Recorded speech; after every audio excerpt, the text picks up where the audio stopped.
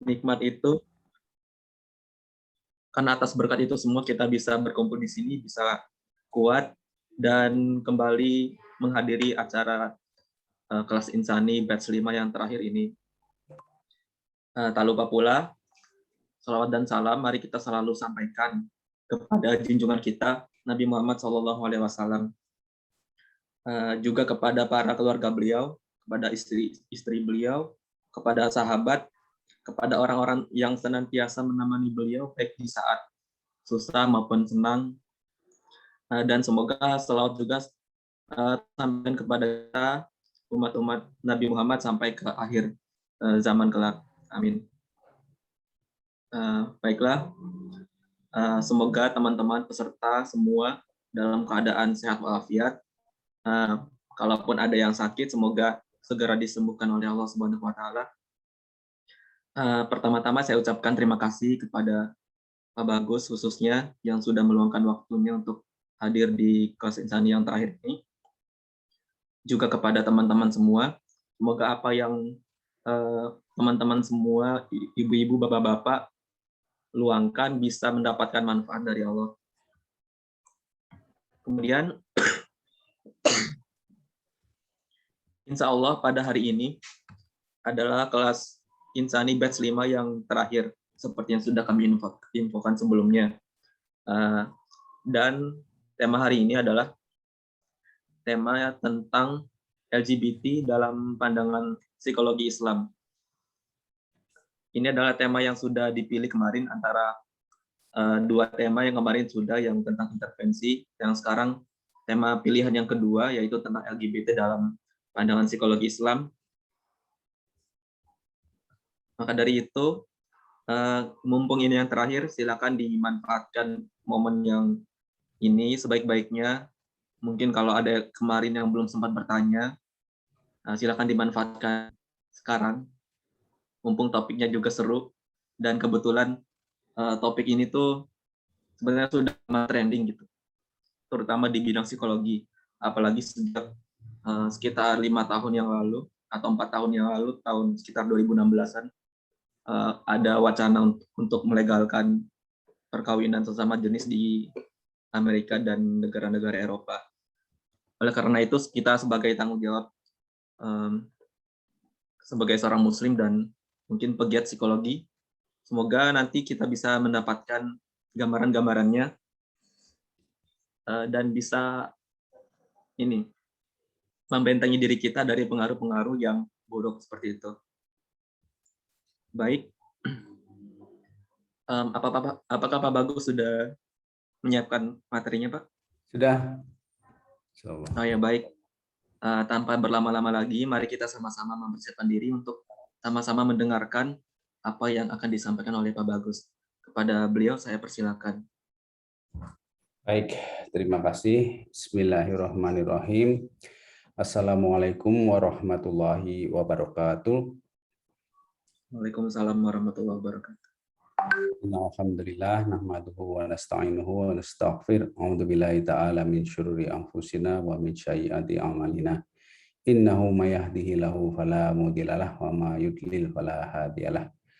Asyhadu an la ilaha illallah wa la syarikalah wa asyhadu anna Muhammadan abduhu wa rasuluh la nabiyya ba'dah.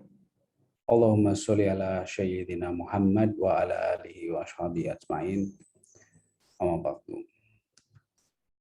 Baiklah, kita sekarang pada pertemuan ke-13, pertemuan terakhir dari Insani angkatan kelima, akan membahas tentang isu-isu seputar LGBT dan homoseksualitas. Nah, untuk itu saya akan share slide supaya lebih mudahkan, dan saya akan memutarkan dua video ya, supaya kita tidak hanya bicara pendapat atau pendapat pribadi ya, tapi kita akan bicara tentang testimoni para ahli dari Amerika justru ya. Jadi supaya kita tidak dianggap sekedar antipati lalu dianggap subjektif, bias dan sebagainya. Kita lihat secara objektif Dan kita akan mendengarkan testimoni kesaksian oleh psikolog-psikolog Amerika sendiri yang memang di sana ini menjadi isu yang sangat kontroversial. Baik, jadi saya akan slideshow dulu supaya lebih jelas.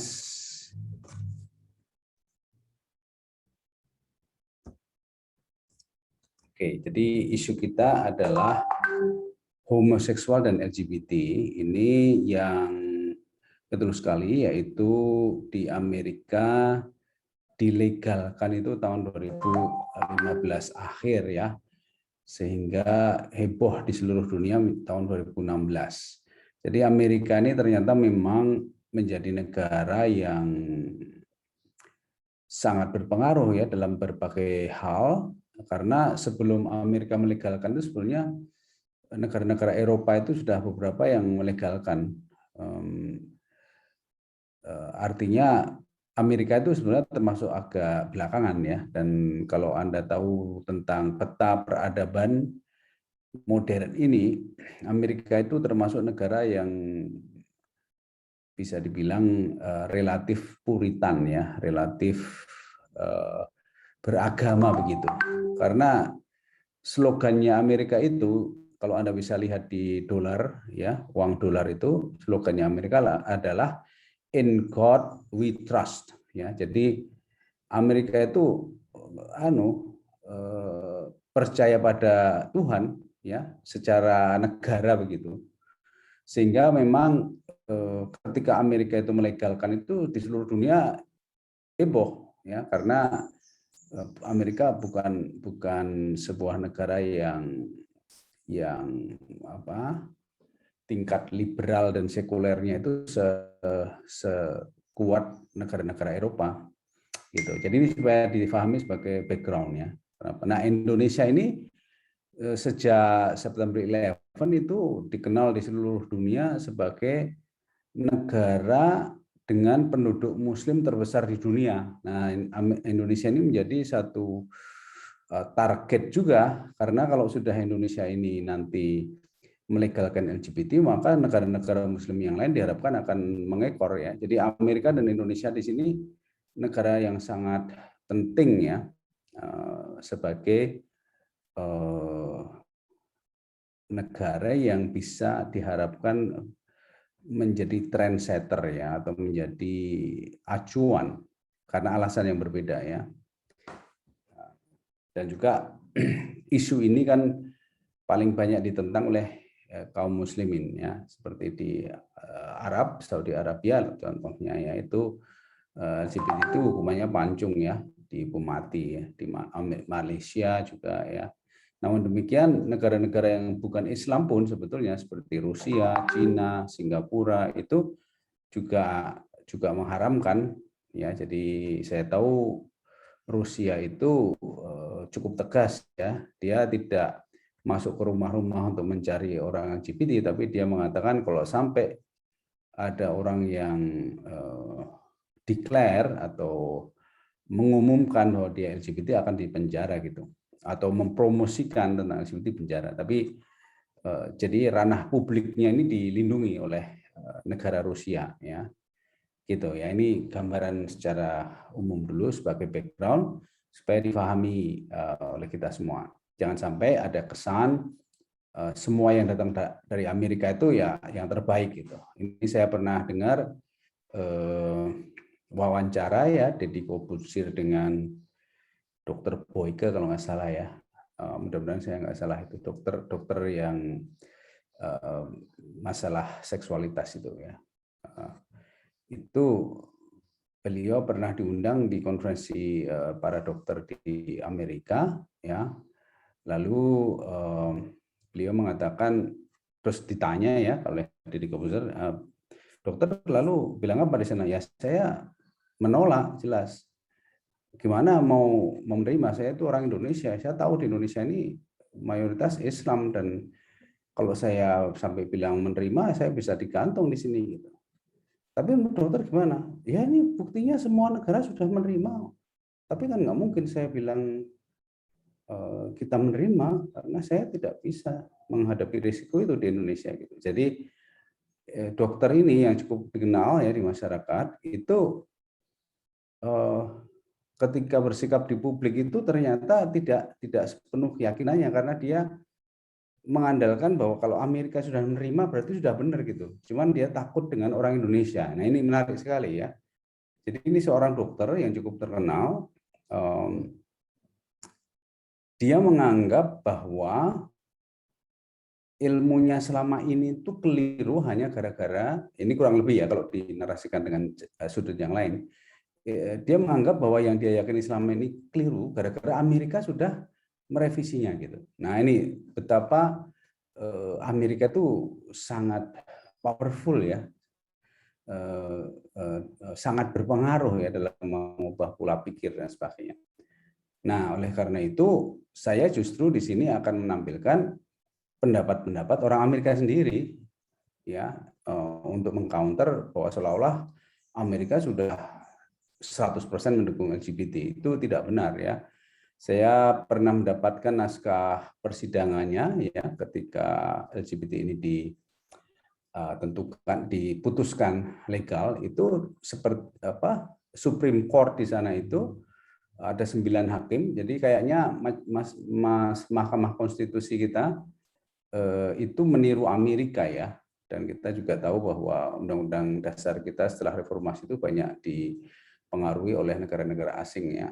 Sehingga di sana ada 9 hakim juga, dan itu terjadi perdebatan yang sangat serius ya, dan akhirnya yang 4 hakim itu tetap tidak setuju dengan LGBT, tapi yang setuju itu 5, jadi cuma beda satu, karena itu sudah berkali-kali disidangkan dan selama ini selalu yang tidak setuju LGBT itu menang, tapi pas tahun 2015 itu entah bagaimana dinamikanya, 5 dari 9 hakim itu menyetujui.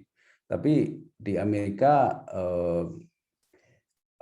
begitu pengadilan itu memutuskan, maka itu menjadi legal betul dan binding ya. Binding itu artinya mengikat semua warga negara, baik yang setuju maupun yang tidak setuju. Nah, secara hukum. Namun demikian, secara keilmuan tetap kebebasan akademik di Amerika dihargai walaupun ya kadang-kadang hukum itu juga bisa merangsek ke hasanah akademik. Ya ini juga perlu diketahui. Nanti saya akan jelaskan lebih jauh. Baik, jadi itu gambarannya tentang LGBT ini. Nah, sekarang kita akan mendengarkan ya penjelasan dari pertama Joseph Nicolosi, ya ini seorang terapis, ini sudah almarhum ya, baru tahun 2019 kalau nggak salah ya meninggalnya di usia 70 tahun ya. Dan beliau ini seorang yang vokal ya, banyak muncul di TV untuk memberikan argumen atau counter argumen terhadap kelompok LGBT ini. Nah, mari kita dengarkan bersama-sama bagaimana dia menjelaskan isu ini. Ini adalah bukunya, ya. Beliau praktisi sehingga sebetulnya beliau punya banyak klien yang bisa disembuhkan dari LGBT ini, baik yang lesbian maupun yang homoseksual. Ini sebagai latar belakangnya. Baik, kita dengarkan bersama penjelasannya.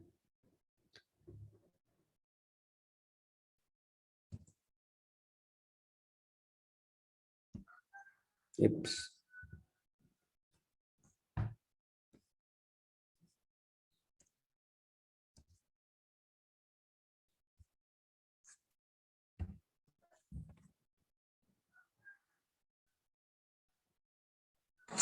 Dr. Nicolosi graduated from the New School for Social Research. He received his MA there and then received his PhD in clinical psychology from the California School of Professional Psychology, Los Angeles.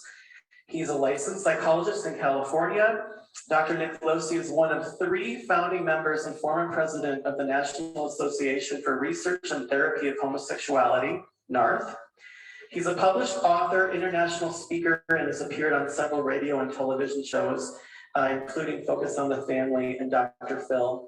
And just from a personal standpoint, from Outpost perspective, we're just so grateful for Dr. Nicolosi. He really laid so much of the foundation that we as the ministry have then been built on in this area. And so we're very, very grateful to him, very thankful for the work that he's done and the work that he continues to do. So with that, I will welcome Dr. Joseph Nicolosi. All right. Well, many of you are here, probably you're here because you were personally touched by the question of, or the issue of homosexuality. Most people would rather not think about homosexuality unless something happens to them, either directly or indirectly, that causes you to consider the condition.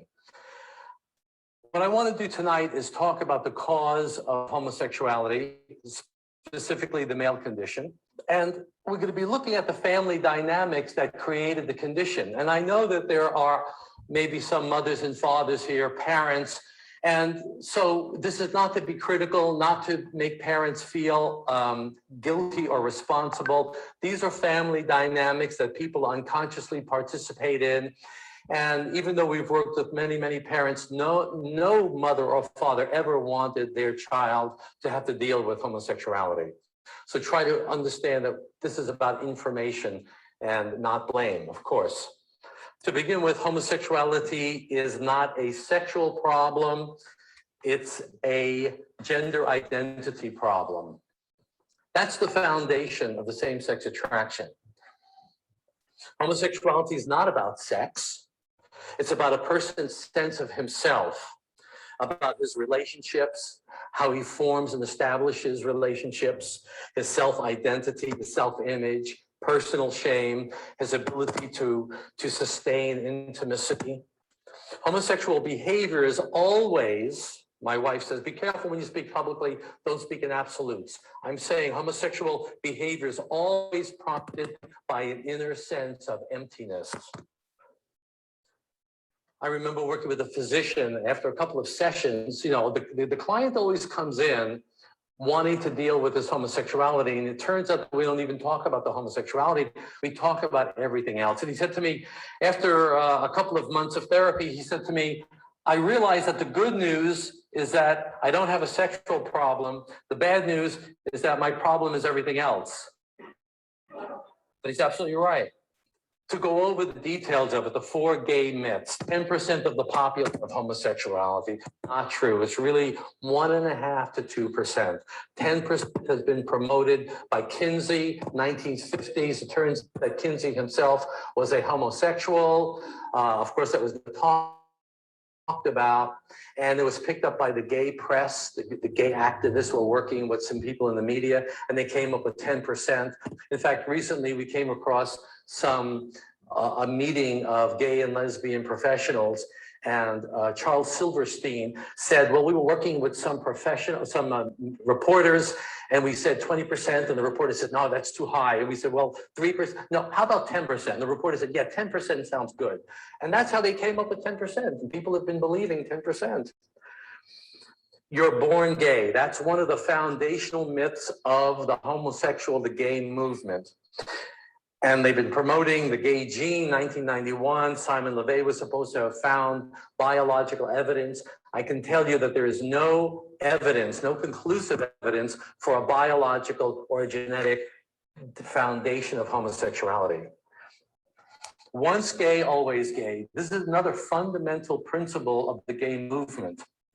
And this is why testimonies of individuals who have come out of homosexuality is such a threat to the gay movement.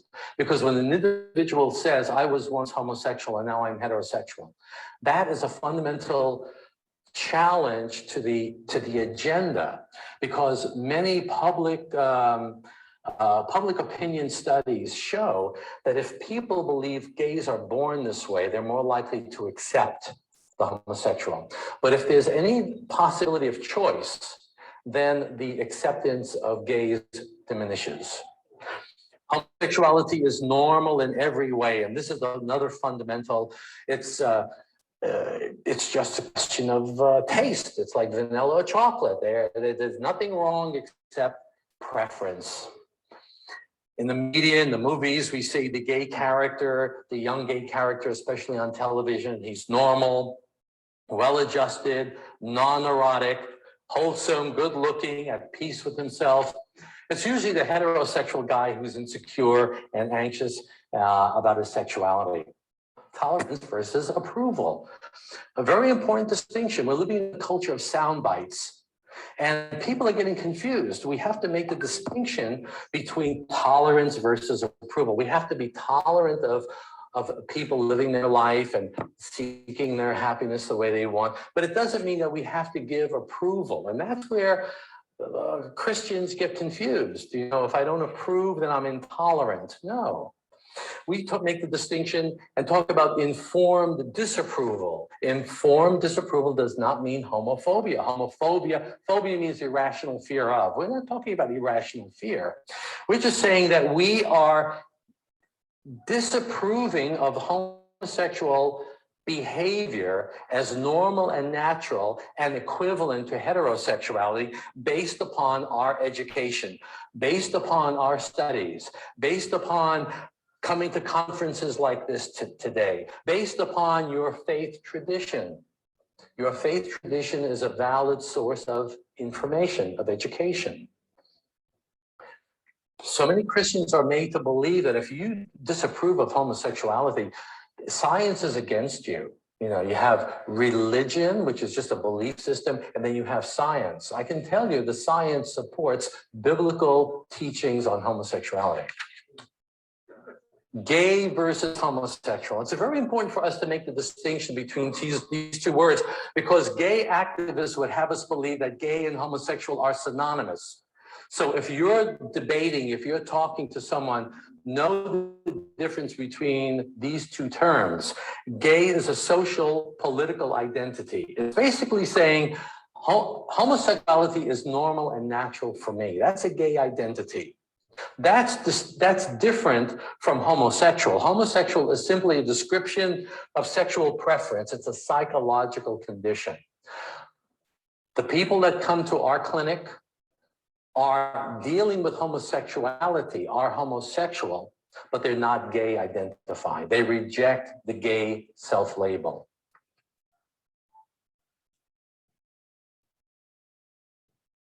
Baik, sebelum kita ke video yang kedua, ada beberapa hal yang ingin saya tekankan ya, di sini saya garis bawahi ya. Pertama, homoseksual atau LGBT itu adalah sebuah gerakan ya, dan mereka sangat aktif menyebarkan propaganda untuk mendapatkan dukungan, termasuk melalui media. Tadi digambarkan bahwa media itu diajak berdiskusi ya untuk memberitakan sebetulnya jumlah gay di Amerika itu ada berapa gitu. Nah, kelompok gay itu bilang tulis saja 20%. Wartawannya bilang, wah 20% terlalu banyak itu. Kan kenyataannya mungkin nggak sampai 3%. Oh ya, tapi terlalu sedikit. Jadi gimana kalau 10%? Oh ya, udah 10% aja nggak apa-apa gitu. Jadi ini penipuan sebetulnya. Jumlah gay yang 10% itu yang banyak dipublikasikan di Amerika, dan itu adalah kong-kali-kong antara para gay itu dengan wartawan ya. Menurut Joseph Nicolosi ini ya kenyataannya itu sebenarnya cuma 1,3% lah kurang lebih ya jumlah gay itu, sehingga mereka sangat cemas ya dengan jumlah yang sedikit itu, lalu mereka mempropagandakan supaya semakin banyak ya. Jadi mereka memang punya target untuk memperbanyak kelompok gay ini ya. Nah, gay ini sendiri disebutkan adalah identitas sosial ya. Jadi dia ketika dia bilang gay itu dalam bahasa Inggris, gay itu artinya orang yang berbahagia ya, gay. Kalau Anda dengar lagu-lagu lama ya, lagu-lagu 50-an, 60-an itu kata gay itu digunakan menunjukkan joy gitu ya, kebahagiaan, kebanggaan. Sehingga ketika orang bilang gay itu dia sebetulnya punya maksud bahwa saya ini nggak apa-apa, saya ini bahagia, saya itu tidak masalah, saya normal dan seterusnya ya. Jadi gay itu adalah sebuah identitas sosial yang dikonstruk ya oleh mereka ya untuk mempropagandakan dirinya bahwa dirinya tidak apa-apa. Nah, sementara homoseksual sebagai sebuah istilah itu adalah sebuah kondisi psikologis ya, sebuah kondisi psikologis yang itu bermasalah ya, sehingga mereka yang datang ke Dr. Nicolosi ini adalah orang-orang yang merasa terganggu ya dengan apa yang disebut homoseksual itu, dengan kondisi dia yang seolah-olah dia tertarik dengan sesama jenis dan sebagainya itu. Jadi ada sesuatu yang mengganggunya gitu. Dan ketika tadi di awal dikatakan bahwa ketika mereka berkonsultasi dengan Dr. Nicolosi ini, permasalahan yang diungkap ternyata sama sekali bukan masalah seksual, tapi masalah yang lainnya gitu. Jadi masalah parenting. Nanti kalau Anda mau melanjutkan videonya, ini ada 7 ya. Ini baru part 1, yaitu itu nanti adalah masalah-masalah yang sebetulnya dialami oleh yang orang terganggu dengan homoseksual ini. Sementara kelompok G ini orang yang tidak mau terganggu dengan masalahnya, tidak mau mengakui masalahnya, ingin dianggap normal ya dan sebagainya, itu yang G. Nah, kemudian mitos-mitos ya tentang LGBT ini, yang kedua adalah bahwa ini bawaan lahir ya. Ini juga tidak ada buktinya ya, ada penelitian mengenai gen dan sebagainya, itu semuanya bohong aja ya, atau claim overclaim atau false claim ya, karena tidak ada istilahnya gen LGBT itu nggak ada ya.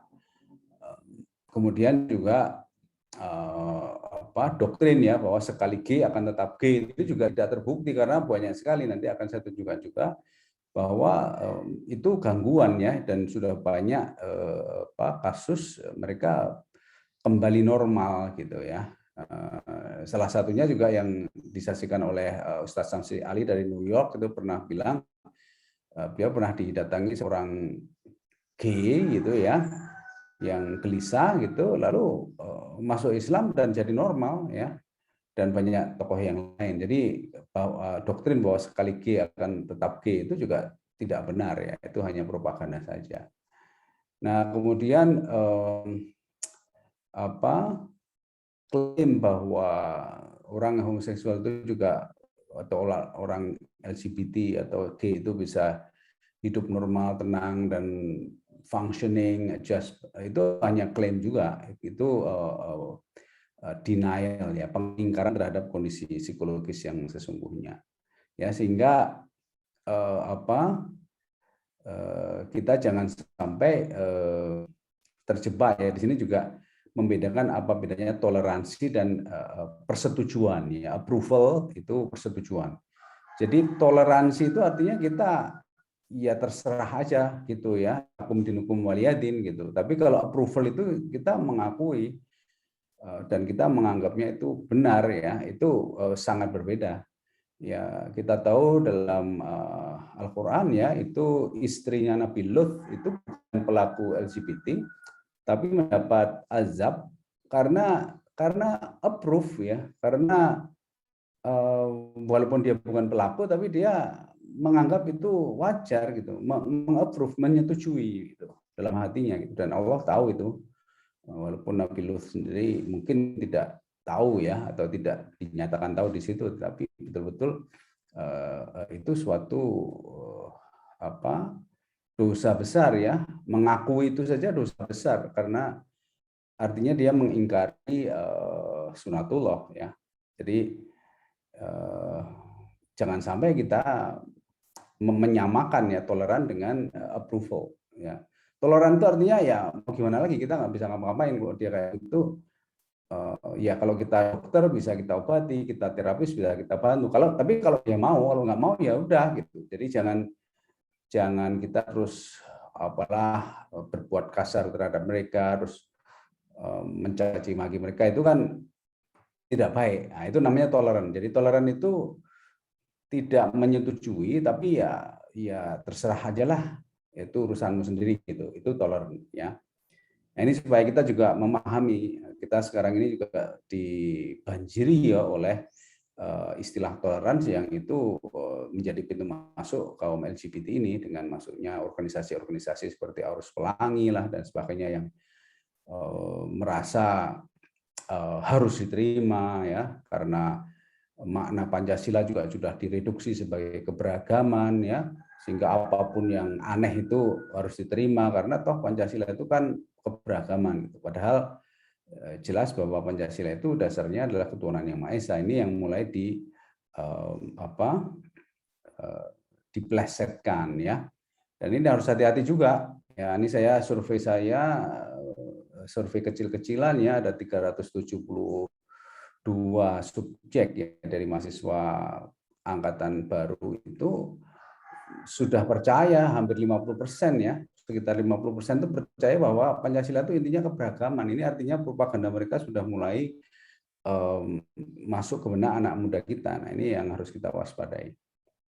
Nah, kemudian kita yang normal ini oleh mereka disebut atau dituduh atau dilabeli sebagai homofobia ya. Ini juga tidak benar ya karena fobia itu adalah sebuah emosi yang tidak rasional gitu. Sehingga ketika kita disebut homofobia atau fobia terhadap orang homo, artinya kita itu mengalami gangguan jiwa. Jadi yang normal itu dianggap punya gangguan jiwa. Ya, ini saya sangat tegaskan ya pada anak-anak saya yang sudah banyak terpengaruh sosial media itu pernah terucap kalau Bapak nggak setuju G berarti apa? Bapak homofobia dong. Saya marahin itu anak saya itu tahu nggak artinya apa? Ini propaganda ya, propaganda dari kelompok mereka yang menyusup ya ke benak anak-anak muda kita melalui sosial media dan sebagainya. Jadi ini harus kita waspadai ya. Baik. Jadi itu beberapa poin penting ya tentang wacana LGBT ini yang ini harus kita pahami dari berbagai dimensinya ya sebagai sebuah gangguan psikologis, sebagai sebuah gerakan politik, sebagai sebuah pengingkaran terhadap diri sendiri dan sebagainya ya yang kita perlu memahami dan juga kita tidak perlu takut ya mumpung di Indonesia karena ini menarik juga nih karena di Amerika, Inggris, Australia itu sudah masuk ke ranah hukum. Mereka mulai mengkriminalisasi orang-orang yang tidak setuju LGBT. Nah, makanya Indonesia ini jangan sampai hukumnya nanti diplesetkan ke sana. Ini salah satu yang berusaha ya masuk perlahan-lahan ke dalam ranah hukum kita adalah RUU PKS ya. RUU P-KS itu RUU penghapusan kekerasan seksual itu bungkusnya seolah-olah mencegah kekerasan seksual, seolah-olah melindungi korban kekerasan seksual, tapi di dalamnya itu sebenarnya adalah ide-ide untuk membebaskan seks itu. Ya, makanya muncul kemarin isu di UI, Universitas Indonesia, mahasiswa baru itu disuruh ngisi angket yang arahnya itu memberi paham tentang sexual consent ya. Consent itu artinya kesukarelaan ya. Sexual consent itu kurang lebih gitulah consent. My consent. Jadi saya setuju gitu. Jadi mereka mempropagandakan supaya kita menyetujui awalnya itu menyetujui free sex dulu, seks bebas, nggak usah nikah, yang penting baik-baikan, yang penting tidak ada kekerasan, tidak ada paksaan, itu lebih baik daripada menikah tapi dipaksa gitu ya. Jadi paham-pahamnya itu mulai disusupkan melalui propaganda-propaganda itu, akhirnya nanti berujung pada legalitas LGBT ini ya. Jadi ini harus kita waspadai. Mereka juga nanti kita lihat dari pernyataan Nicholas Cummings ya bagaimana kaitan antara feminisme dengan LGBT ini. Baik, ini sekarang kita dengarkan yang pembicara kedua kita, pembicara tamu kita ya, Dr. Nicholas Cummings, ya ini, dia ketua EPE tahun 79.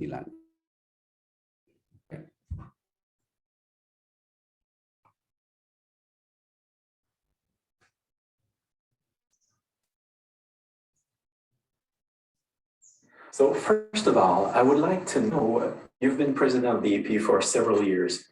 I just would like you to refresh my memory about what was the history of reorientation therapy? When did you start to hear about this new development, and what can you tell me about the first reaction of the APA at that time? It probably started in the APA in the early 1970s. And at that time, the women's movement was in ascendancy and it tended to overshadow the gay rights issue. But the two seemed to meld as they went on. And, there was a time when I couldn't tell the difference between women's rights and gay rights because it involved the same people. The first time it came up, and I was a member of Council. This would have been 1975, because I remember that's when I made the resolution. I made the resolution that being gay was not a mental illness. It was characterological. And it passed the Council of Representatives. And that was the first issue that came up. I also said that that the APA, if it passes this resolution, will also vote to continue research that demonstrates whatever the research demonstrates. Unbiased, open research was never done. Yeah, it was never done, but the resolution that I made in the council did get adopted, and by a wide margin. In that era, the Leona Tyler principle was paramount, that the APA would never take a position publicly that wasn't supported by scientific evidence, that it had to be scientifically demonstrated. And we abided, the presidents in my era abided by the Leona Tyler principle. All of a sudden, things began to change as things became more political than scientific. The Leona Tyler principle, which was never withdrawn, disappeared. In fact, you can't even find it in the annals of the APA. If I didn't have it, it wouldn't exist as far as they're concerned. But no, I had no idea, none of us had any idea that we were talking about open dialogue, research, unbiased, and the gay rights movement in those days didn't have the kind of militancy it has now. I mean, now it's all or none. In the early years, it was more like, let's see what's happening. from your experience, when did you see this change of the direction in the APA coming? It started changing pretty drastically by the late 1980s. By the mid 1990s, the Leona Tyler principle was absolutely forgotten. That political stances seemed to override any scientific results. Cherry picking results became the mode. And the gay rights movement sort of captured the APA. It's very interesting the way it happened. The APA bent over backwards to be understanding and open. And it's understanding that it had to, it left an open door for people to rush in and use it for other than scientific purposes, for political purposes. It was preceded by a number of issues. It became part of the movement for what one might call diversity. You want to bring all underrepresented peoples into psychology. And this is a very lofty idea on the surface of it. But when it becomes a bias, if I had to choose now, I would see a need to form an organization that would recruit straight white males, which are underrepresented today in the APA. what happened step by step so that the organization changed like this within 20 years? We developed a group of psychologists that numbered around 200 to 250 that rotated themselves through all the offices of the APA. When a rule was passed that you couldn't serve more than X number of sessions on consul or on a certain particular office, they would rotate. They would run for another office and then come back to consul. So for years, about 200 to 250 people were running the APA, and they were a very select inbred group. They were ultra liberal, and anything that wasn't ultra liberal was anathema. So that things like questioning some of the statements about gay and lesbian rights was not being accepted. It became a civil rights issue rather than a scientific issue. Now, I believe in civil rights. I was very active in helping gays be accepted in the APA. To this day, I am not opposed to gay marriage. I know I differ with Narth on some of these issues, but nonetheless, my position is that the person is the one who decides what they want to do with their orientation. And if somebody decides to be gay, I respect that. If somebody wants to marry a same sex, I respect that. But I also respect the right to disagree. And that's not allowed. You only hear one side of the issue. You've been president of the APA for how many years? No, I was president-elect, then I was president-elect, and then I was president, and then I was past president, and then the APA got rid of me. Well, you were president during how long? I was president 79 to 80. Okay. I was on the council of APA starting in the early 70s. I was on the board of directors. In the mid 70s, I was elected president-elect and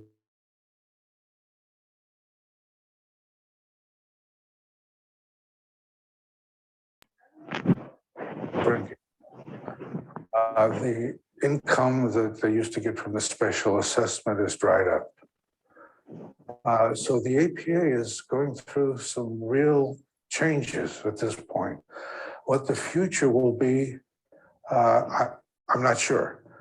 But the clinicians, for example, are disappointed in that the APA has not done for it what it should have been doing with all the millions of dollars they were collecting all those years. What we need to do is have an open dialogue, no holds barred, and see where the research takes us. Right now, certain research does not get funded. The funding agencies cherry pick what they fund. If we have an open dialogue, we'll be much closer in the next 5 years to a resolution to all of this. But right now, we're in turmoil. If anything, the two sides have stiffened their positions. Baik, jadi ini kesaksian dari seorang mantan presiden APA ya, American Psychological Association ya, yang tadi menyebutkan apa yang disebut Leonard Tyler Principle. Leonard Tyler ini ada di APA tahun 73 yang pada waktu itu merumuskan ya sebuah aturan di APA itu bahwa APA ini organisasi ilmiah, organisasi profesi ya, yang tidak akan mempublikasikan sesuatu yang tidak ilmiah gitu ya. Jadi apapun yang akan diadopsi oleh APA ini harus melalui penelitian ilmiah, harus ada bukti-bukti ilmiahnya gitu. Itu yang disebut Leonard Tyler Principle ya, yang lalu diterapkan sampai masanya Profesor Nicholas Cumming tadi sampai 7980 ya. Namun sementara itu ada istilahnya ya penggerobetan ya dari gerakan waktu itu, awalnya adalah gerakan Women's Liberation ya, yang mungkin dikenal dengan feminis itu ya, feminisme itu. Dan lama-lama mereka menjelma menjadi Gay Rights Movement. Jadi Women's Rights Movement itu orangnya sama ya, jadi susah untuk dibedakan. Ini sebenarnya dia itu pembela perempuan atau pembela gay. Itu lama-lama merging atau istilahnya itu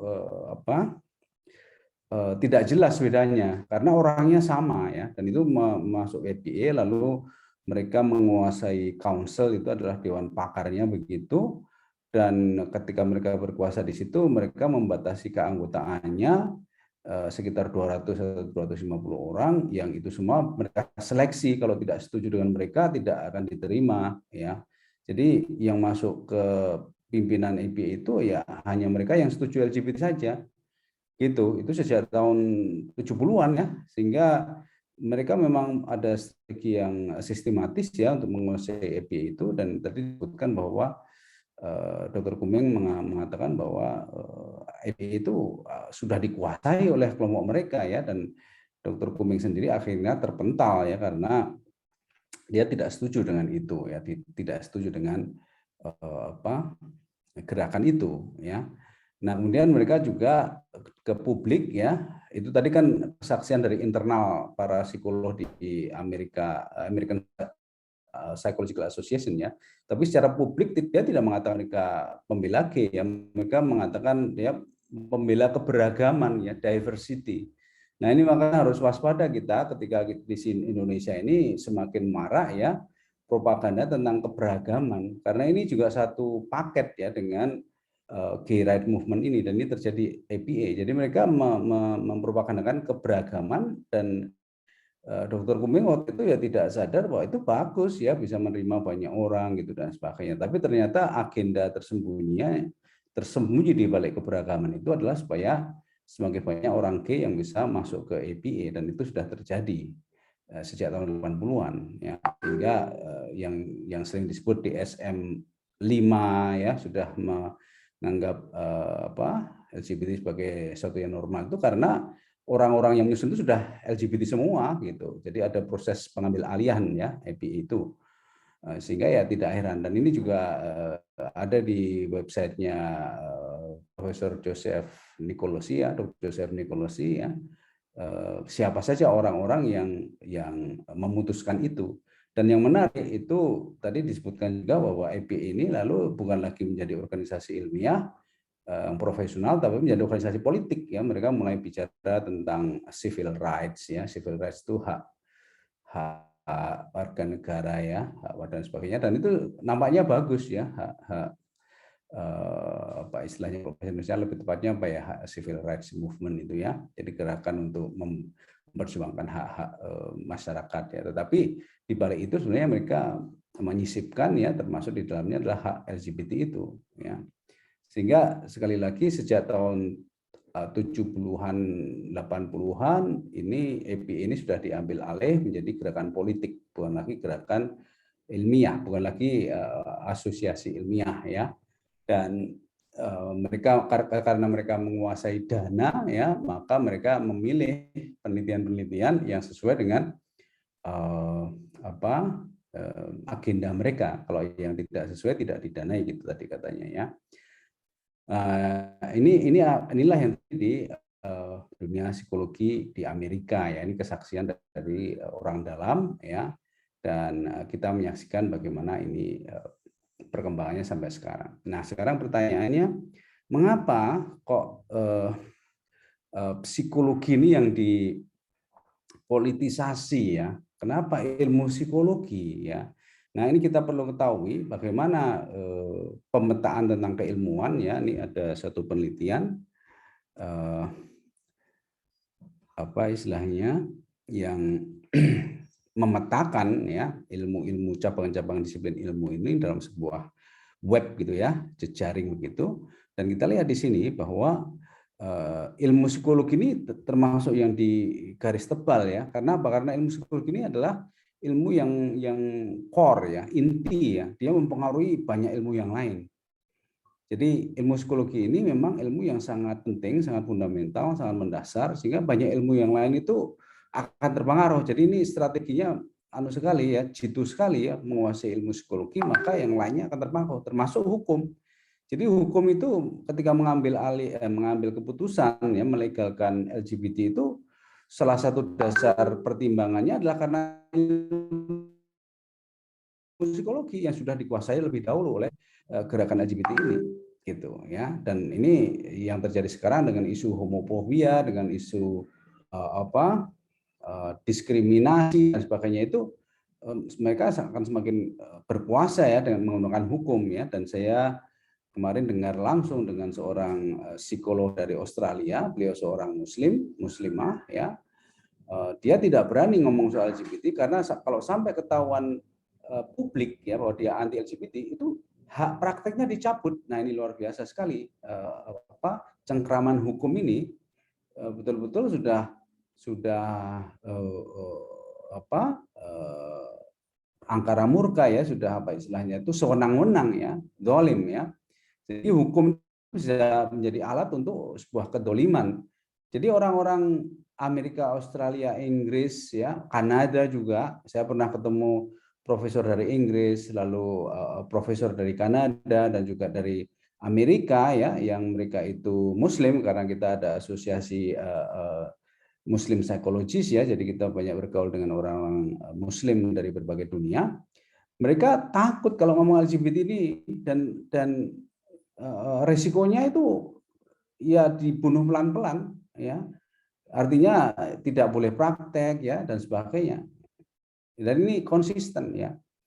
Jadi makanya sekali lagi kita yang tahu ini jangan diam saja kalau ada gerakan-gerakan feminisme, gerakan-gerakan RUU PKS ya, lalu liberalisasi, lalu seksual konsen, itu semuanya adalah pintu masuk untuk ke LGBT ini. Dan kalau kita sudah terjebak di sini secara hukum, ya, wong kita dengan hukum ITE aja bisa dipakai untuk apa saja kok. Apalagi nanti kalau ini hukum LGBT ini lebih parah lagi. Itulah sebabnya kenapa Indonesia ini menjadi sasaran karena kita Muslim terbesar. Jadi kalau Indonesia sudah dikuasai oleh mereka, maka negara Muslim yang lain bisa minder, ya. Nah, ini yang harus kita waspadai saat ini yang sedang terjadi pergulatan di DPR ya. Ini kan lagi ada perdebatan tentang RUU P-KS ini ya, yang menghadirkan aktivis-aktivis Muslim dengan aktivis-aktivis feminis ya, yang diwakili oleh Komnas Perempuan, dan juga ada yang mengaku Islam juga. Jadi ada istilah feminis Muslim, ada kelompok ulama perempuan Indonesia KUPI ya, yang itu mengaku Islam tapi pro LGBT, tapi mereka tidak mengaku pro LGBT, mereka hanya bicara masalah feminisme ya, belum bilang LGBT dan selalu menolak ya. Padahal kita sudah meneliti dokumen mereka ya, rancangan undang-undang anti kekerasan seksual ini, naskah akademiknya dengan jelas-jelas pertimbangannya adalah mereka mempromosikan hukum feminis ya. Jadi feminisme itu akan jadi dasar. Artinya ini sudah pengkhianatan terhadap Pancasila ya. Cuma tidak semua orang sadar, dan juga anggota DPR itu kadang-kadang bisa ditekan ya oleh kelompok-kelompok itu. Maka kita perlu mendukung para anggota DPR yang hati nuraninya itu sebetulnya terganggu juga dengan tekanan ini, tapi kalau tidak ada dukungan dari masyarakat, mereka bisa ditelikung juga seperti di APA itu yang terjadi. Orang-orang yang tidak mendukung mereka akhirnya disingkirkan ya, dan mereka menguasai APA tersebut. Dan ini sebagai gerakan politik sudah sampai ke Indonesia ya, juga di ranah sains ya, itu mereka mengintimidasi peneliti-peneliti yang tidak setuju dengan mereka. Jadi ini satu penelitian diterbitkan tahun 2000 berapa ini, 3 atau berapa ya, tahunnya nggak kelihatan di sini ya. Dan ini menarik sekali. Jadi penelitian ini itu mengatakan bahwa LGBT itu bisa disembuhkan ya. Tapi beberapa tahun kemudian muncul sebuah permintaan maaf. Nah, ini menarik sekali. Jadi peneliti ini ternyata mendapat tekanan yang luar biasa dari kelompok mereka. Sayang saya belum menemukan dokumennya, yaitu ada, kalau Anda bisa cari dengan nama ini, menuliskan permintaan maaf di jurnal yang sama atas penelitiannya ini. Jadi aneh kan, sebuah penelitian ilmiah akhirnya dianulir atau dibatalkan karena tekanan politik, ya. Dia tidak tahan lalu minta maaf, ya. Ini yang pertama. Kemudian Indonesia sendiri juga sudah menerima surat ini, ya. Jadi waktu itu kalau nggak salah ada seorang psikiater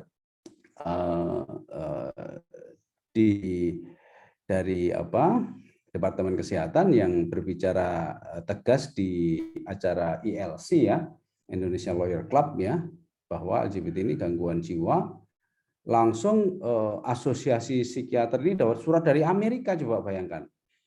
Apa hubungannya ini, orang Amerika ini menyurati asosiasi profesi di Indonesia? Ini kan jauh sekali sudah mereka masuk ke ranah politik ini. Bahkan ada juga yang menyurati Presiden Jokowi waktu itu karena Pak Anies Baswedan pernah membuat pernyataan, kita bebaskan sekolah kita dari, waktu jadi Menteri Pendidikan, ya, kita bebaskan sekolah kita dari LGBT. Lalu juga ada dari Dikti itu, waktu itu juga ada menteri lain yang menyatakan gitu. Presiden dapat surat dari Amerika itu. Aneh kan? Jadi dan juga waktu ada pembahasan tentang LGBT itu di DPR, waktu itu DPR didatangi oleh sekitar 22 duta besar, perwakilan duta besar Eropa, ya, negara-negara Eropa, ya, untuk menekan DPR itu supaya bisa menerima kaum LGBT ini. Jadi ini betul-betul sebuah gerakan politik yang masif, dan kita juga pernah catat dulu UNDP, ya, PBB itu juga mengucurkan dana miliaran dolar untuk propaganda LGBT ini yang waktu itu sempat ditolak oleh Yusuf Kala, ya, pada waktu masih jadi wakil presiden. Namun demikian, informasi yang lain mengatakan bahwa dana itu walaupun sudah ditolak Yusuf Kala tetap masuk melalui LSM-LSM, ya, mungkin termasuk dari Komnas Perempuan dan sebagainya itu, ya. Nah, itu bisa kita lacak, ya. Baik, jadi itu isu LGBT ini bukan isu ilmiah, ya, bukan isu psikologis, tapi ini isu politik yang menunggangi ilmu psikologi untuk kepentingan politik mereka. Nah, oleh karena itu kita harus waspada, ya, bahwa para psikolog Amerika yang tergabung dengan IPA saat ini, yang tadi disebutkan sekitar 200-250 orang di pimpinan itu adalah sudah mengkhianati, ya, disiplin ilmiah, ya. Jadi psikologi yang sekarang ini beredar, ya, yang dipublikasikan atau istilahnya itu dituliskan atau oleh IPA itu adalah sebuah pengkhianatan terhadap metode ilmiah, ya. Itulah sebabnya kenapa psikologi Islam ini hukumnya wajib, ya, untuk mengembalikan ilmu psikologi sebagai disiplin ilmiah. Jadi ini bukan masalah dakwah Islam dalam arti menyuruh orang masuk Islam, ya, tetapi ini adalah dakwah ilmiah, ya, bahwa ilmu psikologi sudah dikorupsi, sudah dikhianati oleh gerakan LGBT yang mengingkari prinsip-prinsip ilmiah. Nah, sehingga kebangkitan psikologi Islam ini sebetulnya adalah sebuah reaksi yang wajar, ya, yang dan harus dilakukan, wajib dilakukan untuk mengembalikan ilmu psikologi sebagai disiplin ilmiah, ya. Nah, makanya ilmu psikologi atau Islamic psychology itu saya mendefinisikannya sebagai the science, ya, the science of human soul, cognition, emotion, and behavior. Nah, mudah-mudahan ini bisa menjadi kurikulum baru dalam ilmu psikologi. Insya Allah saya memohon pada Allah dan merencanakan insya Allah akan mendirikan program studi psikologi Islam ini supaya kita kembali pada sainsnya, tidak terombang-ambing oleh politik kaum LGBT ini, insya Allah. Amin. Dan mohon doa restunya dan mohon dukungannya nanti, insya Allah. Baik, saya kira itu yang ingin saya sampaikan tentang LGBT ini. Walau alam bisawab, mudah-mudahan bisa memberikan pencerahan, dan jika ada yang salah itu dari saya, dan kalau ada yang benar itu insya Allah dari Allah ya, sebagai taufik dan hidayah pada kita semua. Mudah-mudahan kita tetap istiqomah di jalannya, insya Allah, amin. Terima kasih. Wassalamualaikum warahmatullahi wabarakatuh. Waalaikumsalam warahmatullahi wabarakatuh. Baik, alhamdulillah. Terima kasih Pak Bagus atas penyampaian materi yang sudah disampaikan. Mungkin kurang lebih tadi itu tentang sejarah dan sepak terjang bagaimana perjuangan kaum yang mendukung LGBT seperti itu. Baik, alhamdulillah. Pada kesempatan kali ini tuh kita ada ini ya, beberapa pembicara ya. Tadi ada dua yang sudah diputarkan video, tapi bertanyanya pada Pak Bagus saja ya teman-teman, apalagi tadi udah yang meninggal juga. Baik, saya persilakan pada teman-teman, ibu-ibu, bapak-bapak, agar menyampaikan diskusi ataupun pertanyaan, silakan. Mungkin bisa raise hand ataupun tulis di kolom chat.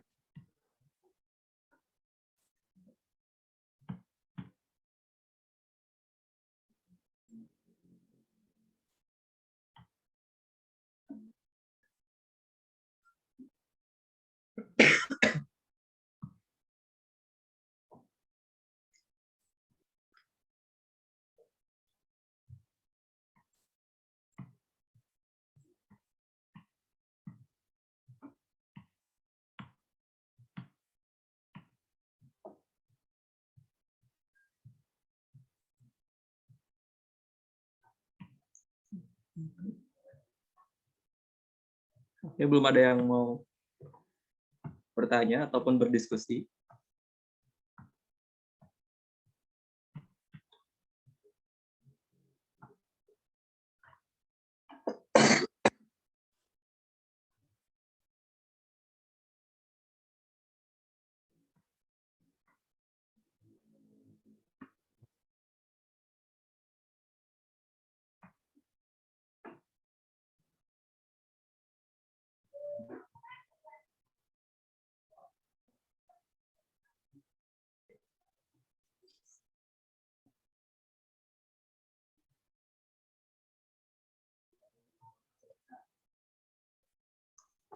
Oh ya, sudah ada satu peserta yang raise hand. Sepertinya akan bertanya langsung. Mungkin tunggu dulu sebentar. Nanti ketika Pak Bagus sudah tersambung lagi, nanti kita baru akan mulai diskusinya ataupun tanyanya. Silakan, saya sudah di sini. Oh ya, sudah Pak. Silakan pada Ibu Susi untuk menyampaikan diskusi ataupun tanggapan. Terima kasih. Assalamualaikum warahmatullahi wabarakatuh. Waalaikumsalam warahmatullahi wabarakatuh. Ya, terima kasih Pak Bagus untuk paparan materinya hari ini. Ya, saya secara pribadi memang tidak begitu ini ya, maksudnya karena memang di masyarakat kita tadi mungkin orang-orang itu terlihat normal ya, jadi nggak begitu melihat ada permasalahan. Tapi artinya gini, lebih banyak tahu tentang hal seperti itu karena ada di TV gitu ya. Misalnya ada yang misalnya di beberapa negara mereka melegalkan pernikahan sejenis, bahkan ada yang menikah dengan binatang, ada yang menikah dengan pohon dan sebagainya. Artinya memang lebih banyak itu dari media ya. Kalau di sekitar belum ketemu. Kalaupun ada, saya pernah mendapat cerita dari teman yang psikolog gitu. Ternyata memang ada, dan itu tidak hanya mungkin gini maksudnya. Mungkin kita berpikir kalau orang yang tidak paham agama melakukan itu mungkin agak bisa dipahami ya, karena dia tidak takut Tuhan, dan tidak takut Allah, tidak paham. Tapi yang kalau teman saya itu cerita, bahkan yang saya sampai sekarang belum bisa mencerna kenapa ya, mungkin nanti Pak Bagus yang lebih banyak bertemu dengan mahasiswa seperti itu bisa menjelaskan apa sih yang menjadi lebih banyak menjadi pendorong hal seperti itu ya. Karena gini, yang diceritakan tuh orangnya soleh gitu, dalam penampilan soleh, sholat 5 waktu ke masjid dan sebagainya. Ternyata dia sampai berpisah dengan istrinya karena istrinya tahu dia homo gitu. Sampai seperti itu. Dan itu saya tidak menemukan satu tapi 2 gitu ya, sampai seperti itu. Yang artinya saya kenal orang-orang itu. Jadi ketika mendapat cerita seperti itu, bisa ya begitu. Itu yang, dan ternyata yang perempuan seperti itu juga ya, dia soleh, pakai jilbab, rapi dan sebagainya. Dan ketika yang satu ingin diterapi, yang satu bilang kan Allah Maha Pengampun, nggak apa-apa kita begini, tinggal kita minta ampun. Tapi dia tidak mau merubah sikapnya, artinya orientasinya masih seperti itu. Nah, yang mungkin bisa pencerahan. Apa sih gitu yang lebih banyak mendorong orang-orang seperti itu sehingga punya apa ya? Kalau tadi kan dibilang bukan masalah seksual ya, tapi gender identity ya gitu ya. Kalau tadi disampaikan di video yang pertama, begitu Pak. Bagus, mohon pencerahan. Terima kasih. Baik, terima kasih Bu Susi ya. Nah, ada beberapa hal yang kita harus kembali kepada Quran ya untuk memahami fenomena itu. Kita mulai dari Nabi Adam dulu. Nabi Adam itu kurang soleh apa ya? Nabi Adam itu sudah langsung berbicara dengan Allah, hidup di surganya Allah ya kalau dibilang ya. Walaupun ada yang berpendapat itu bukan surga di akhir zaman, tapi mungkin taman surga ya, di mana gitu ya. Kok ya bisa mengingkari Allah gitu. Nah, ini sebetulnya adalah sesuatu yang harus kita sadari juga bahwa ada setan ya. Jadi setan itu jangan dianggap asing ya. Sesungguhnya setan itu adalah musuh yang nyata bagimu ya. Janganlah engkau ikuti langkah-langkah setan. Ini nggak bisa dijelaskan oleh ilmu psikologi atau ilmu apa saja kecuali oleh Al-Qur'an ya. Itulah sebabnya kenapa kita nggak bisa berilmu kok tanpa Al-Qur'an itu, apalagi psikologi ya. Jadi setan itu real. Setan itu ada mengalir di dalam darah kita. Kalau saya pernah bertanya ya kepada Ustadz Ali ya tentang kesurupan ya. Ustadz, gimana ya kalau orang kemasukan setan itu? Jawabannya itu tidak saya duga ya. Beliau mengatakan, loh setan itu sudah mengalir di darah kita. Orang kesurupan setan itu maksudnya apa gitu. Jadi setan itu ada di dalam kita, di dalam diri kita. Selalu bersama kita gitu. Nah, disitulah maka kita harus selalu waspada. Itulah sebabnya kenapa kita diminta bertakwa ya. Bertakwa itu artinya apa? Bertakwa itu artinya berhati-hati, jangan melampaui batas ya. Selalu ingat Allah ya, selalu berzikir kepada Allah dengan mulut dan hati kita. Itu supaya kita terbentengi ya dari godaan setan itu. Kalau enggak ya kita akan jebol. Jadi ini sebuah fenomena yang harus kita sadari, harus kita waspadai, bukan supaya kita takut sama setan atau enggak, supaya kita menjaga diri, ya, menjaga diri dengan baik. Itu ada hadis juga ya bahwa kalau ada ada orang berdua-duaan ya, itu yang ketiga adalah setan ya. Dulu kita membayangkan tuh hanya 2 orang lawan jenis yang berdua-duaan ya. Ternyata sekarang sesama jenis berdua-duaan aja itu yang ketiga setan tetepan. Jadi setan itu memang sangat luar biasa, hanya bisa dikalahkan dengan khusyuk ya. Itu ada di surat Al-Mu'minun kalau nggak salah atau di Al-Baqarah ya. Mungkin disebutkan di beberapa surat ya bahwa si iblis waktu meminta izin pada Allah untuk diberi kesempatan menggoda manusia itu, Allah mengatakan kamu bisa menggoda mereka kecuali orang-orang yang khusyuk. Jadi khusyuk itu bukan kemewahan ya. Jadi ada istilahnya sholat khusyuk ya, seolah-olah wah saya mau ikut pelatihan sholat khusyuk. Terus ada yang bilang saya nggak perlu kayaknya gitu, atau oh saya sudah khusyuk dan sebagainya. Jadi khusyuk itu kadang-kadang dijadikan bahasa yang ringan ya, gitu. Seolah-olah itu kemewahan gitu ya. Wah kalau saya sih sholatnya nggak pernah khusyuk gitu. Itu menjadi sesuatu yang seolah-olah wajar gitu ya. Padahal khusyuk ini bukan hal yang mewah, ini yang seharusnya kita usahakan setiap saat, karena dari situlah kita bisa terbentengi dari setan ya. Jadi jangan dikira kalau kita ini sudah rajin sholat, rajin ngaji dan sebagainya itu sudah aman, belum, harus khusyuk ya dalam hati kita. Dan bahkan dalam hadis Rasulullah juga disebutkan dalam salah satu hadis kisah ya, waktu itu Rasulullah sedang membagi pampasan perang ya, terus tiba-tiba ada yang berteriak dari belakang, "Hai ya Rasulullah, baginya yang adil dong." Gitu ya. Rasulullah langsung terpana gitu menjawab, "Kalau sampai aku bertindak tidak adil, siapa lagi yang kamu harapkan akan bertindak adil gitu ya."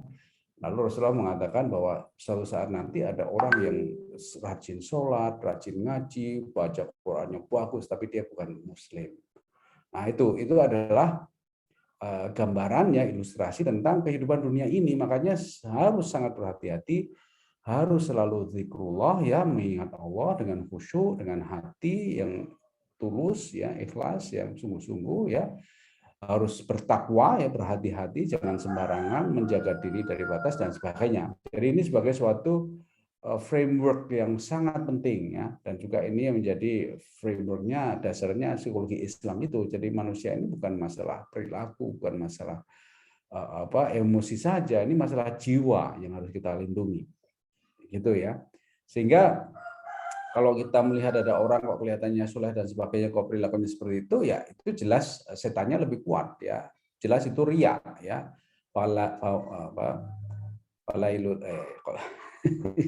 Al-Ma'un itu apa? Bahwa celakalah orang-orang yang sholat. Ya, karena sholatnya itu nggak ada bekasnya. Jadi dia sholat tapi perilakunya tidak menunjukkan orang yang sholat. Artinya dia riya, artinya dia sholatnya itu basa-basi, tidak khusyuk ya. Jadi jangan bangga atau jangan merasa normal kalau kita sholatnya nggak khusyuk. Jadi oh kalau saya susah sih saya khusyuk. Ya khusyuk itu kan hanya untuk para ulama, untuk para nabi. Kalau saya susah. Itu sikap-sikap yang sangat berbahaya ya, yang akan bisa menghadirkan setan di situ ya. Nah ini jadi soleh itu apa sih? Soleh itu kalau kita baca surat Al-Asr ya, Al-Asri innal insana lafi khusrin illa alladziina aamanu wa 'amilus sholihati wa tawassaw bil haqq wa tawassaw bis sabr ya. Jadi soleh itu terkait dengan iman yang sesungguhnya, iman yang sesungguh-sungguhnya ya. Dan dia yang selalu bicara kebenaran, mewariskan apa istilahnya, saling mengingatkan dalam kebenaran, dan juga selalu bersabar. Dan sabar ini bukan hanya menahan emosi, bukan hanya menahan diri ya. Sabar itu juga di dalamnya ada istiqomah. Ya, kesungguhan, ada mujahadah ya. Nggak bisa orang sabar tidak istiqomah, tidak mujahadah, namanya nggak sabar itu ya. Jadi ini supaya kita pahami ya, agama itu bukan hanya kulit ya, agama itu adalah masalah hati, kolbu ya. Sehingga kita tidak usah, kalau bahasa Jawanya itu para pujangga Jawa dulu sudah mengajarkan, ini bagian dari local wisdom ya. Ada ungkapan ojo gumunan ya. Ini bukan berarti nggak boleh takjub atau enggak, tapi jangan kita terkecoh ya dengan apa yang terjadi dulu. Jangan kita kaget ya kalau orang kelihatannya baik, soleh, tapi sebetulnya dia hatinya busuk dan sebagainya, itu bisa terjadi. Karena itu tadi ada yang gaib ya dalam dinamika jiwa kita, yaitu bisikan setan dan sebagainya ya. Kemudian ada potensi fujur juga dalam diri kita yang itu akan sangat mudah muncul ketika kita tidak menjaga diri, ketika kita tidak menguatkan ketakwaan kita ya, dan ketika kita tidak melakukan tazkiyah yang berkelanjutan ya, dan seterusnya. Jadi ini dinamikanya sangat kompleks, dan terutama kita harus terapkan pada diri kita sendiri dan juga pada keluarga kita ya. Jadi anfusakum wa ahlikum nar, itu yang menjadi pegangan kita. Kita nggak bisa mengubah orang lain, tapi kalau orang lain mau minta nasihat, minta pertolongan, kita bisa menolong. Tapi yang harus kita fokuskan adalah diri kita dan keluarga kita. Dengan demikian kalau semua umat Islam melakukan itu, maka umat Islam ini akan selamat semuanya gitu ya. Ini yang pertama. Kemudian yang kedua, masalah perilaku ini masalah psikologis yang sangat berat ya, sangat akut ya. Tadi disebutkan ada emptiness ya dalam dirinya ya. Dia merasakan kekosongan dan itu mungkin terbentuk sejak kesalahan dalam parenting ya, peran bapak yang hilang ya, anak-anak yatim yang tidak memiliki figur ayah dan sebagainya, itu bisa menjadi penyebab. Jadi penyebabnya banyak pintu ya. Lalu gongnya itu ya setan tadi. Setan itu hanya ngegongi saja dari kondisi psikologis yang lemah, lalu ditiup aja oleh setan, itu sudah menjadi tersesat gitu ya. Nah, ini kondisi psikologi yang lemah nih yang harus kita hindari ya, mulai dari keluarga ya, bagaimana kita menerapkan parenting, bagaimana kita memperlakukan anak kita, bagaimana kita berperilaku terhadap pasangan kita dan sebagainya. Itu nanti akan punya dampak jangka panjang ya. Bagaimana kita harus menjaga makanan halal ya, karena makanan haram itu juga akan mendatangkan setan ya.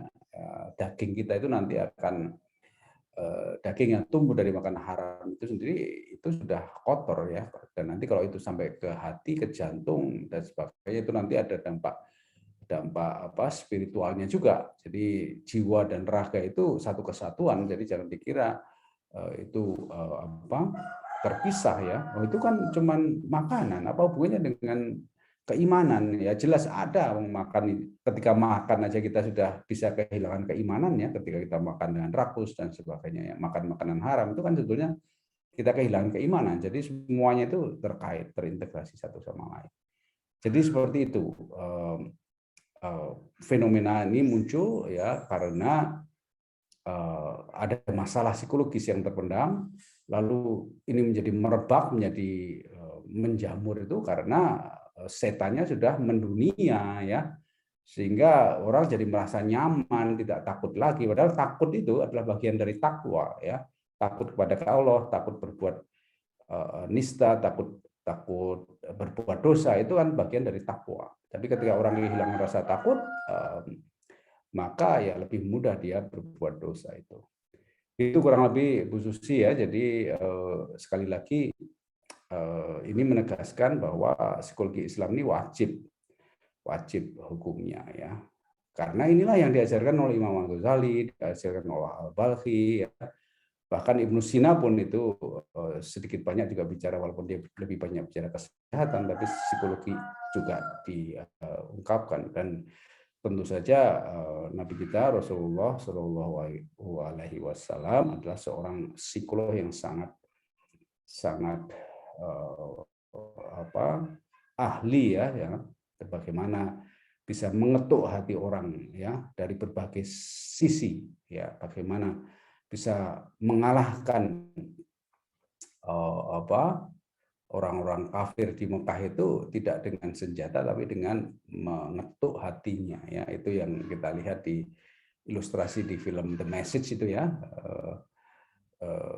Orang pada heran, kok tunduk semua pada Muhammad ya, padahal dia nggak ngapa-ngapain ya. Terus lalu itu Abu Sufyan dibilang kita itu dikalahkan hati kita ya. Jadi secara fisik mungkin tidak terjadi perang ya di Fathul Mekah itu, tapi hatinya sudah pada tunduk semua. Nah, ini kan psikologi sebetulnya.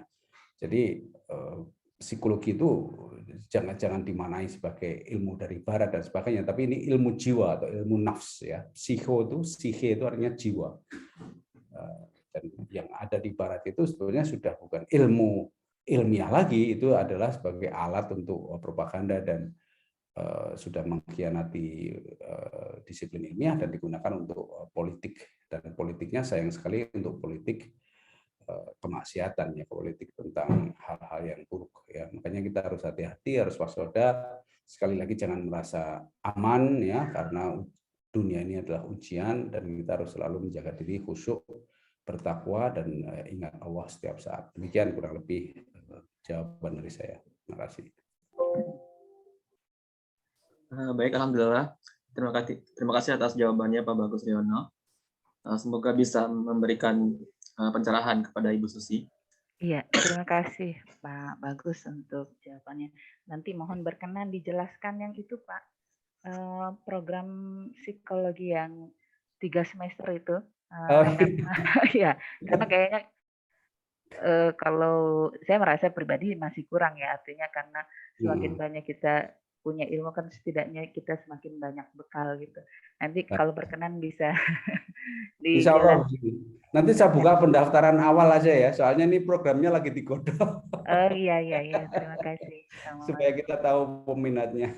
Iya. Insya Allah mau doanya, karena ya tentu saja pasti akan banyak tantangan, banyak ujian ya dalam prosesnya itu kan. Tapi insya Allah kalau kita istiqomah bisa, kalau dapat pertolongan Allah, insya Allah akan mudah gitu.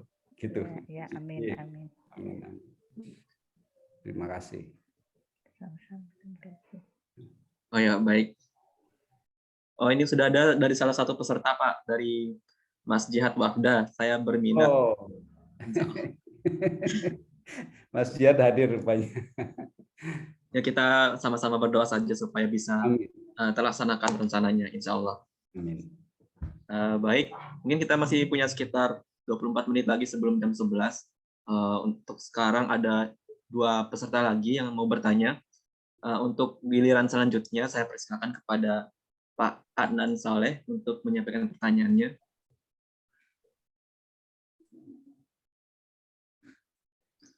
Silakan Pak Adnan untuk bisa unmute.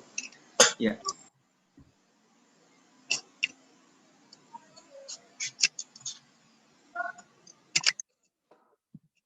Bismillah, Assalamualaikum warahmatullahi wabarakatuh. Waalaikumsalam. Lagi. Alhamdulillah bisa bersilaturahmi, Ustaz. Makasih banyak saudara moderator. Luar biasa elaborasi tadi Pak Bagus menjelaskan LGBT dari aspek politik maupun psikologis. Respon Pak Bagus terhadap pertanyaan tadi Ibu Sisi juga pengayaan bagi kami. Menarik juga untuk melihat isu ini menjadi isu global, tapi itu mungkin satu diskusi yang bukan tempatnya di sini Pak Bagus. Saya lebih sangat ingin mendalami ini pada teori of meaning yang Pak Bagus telah sampaikan. Saya membaca buku Pak Bagus, itu temuan yang panjang sekali. Saya baca metodologinya sampai 12 kali teknik, itu ada 12 kali analisis gitu. Ini jadi mungkin menarik bila LGBT ini bisa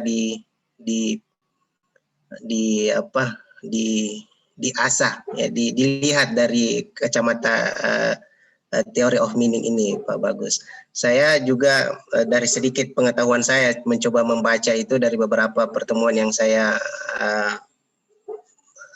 dengan Pak Bagus di beberapa kesempatan yang lain dan pertemuan kita di kelas ini. Kira-kira bagaimana posisi LGBT di situ Pak Bagus? Bagaimana menjelaskan itu?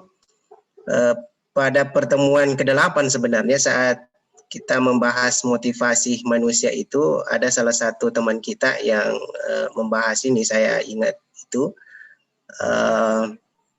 Tapi mungkin masih bisa dipertajam khusus di pertemuan kita ini. Saya melihat seperti ini teorinya Pak Bagus.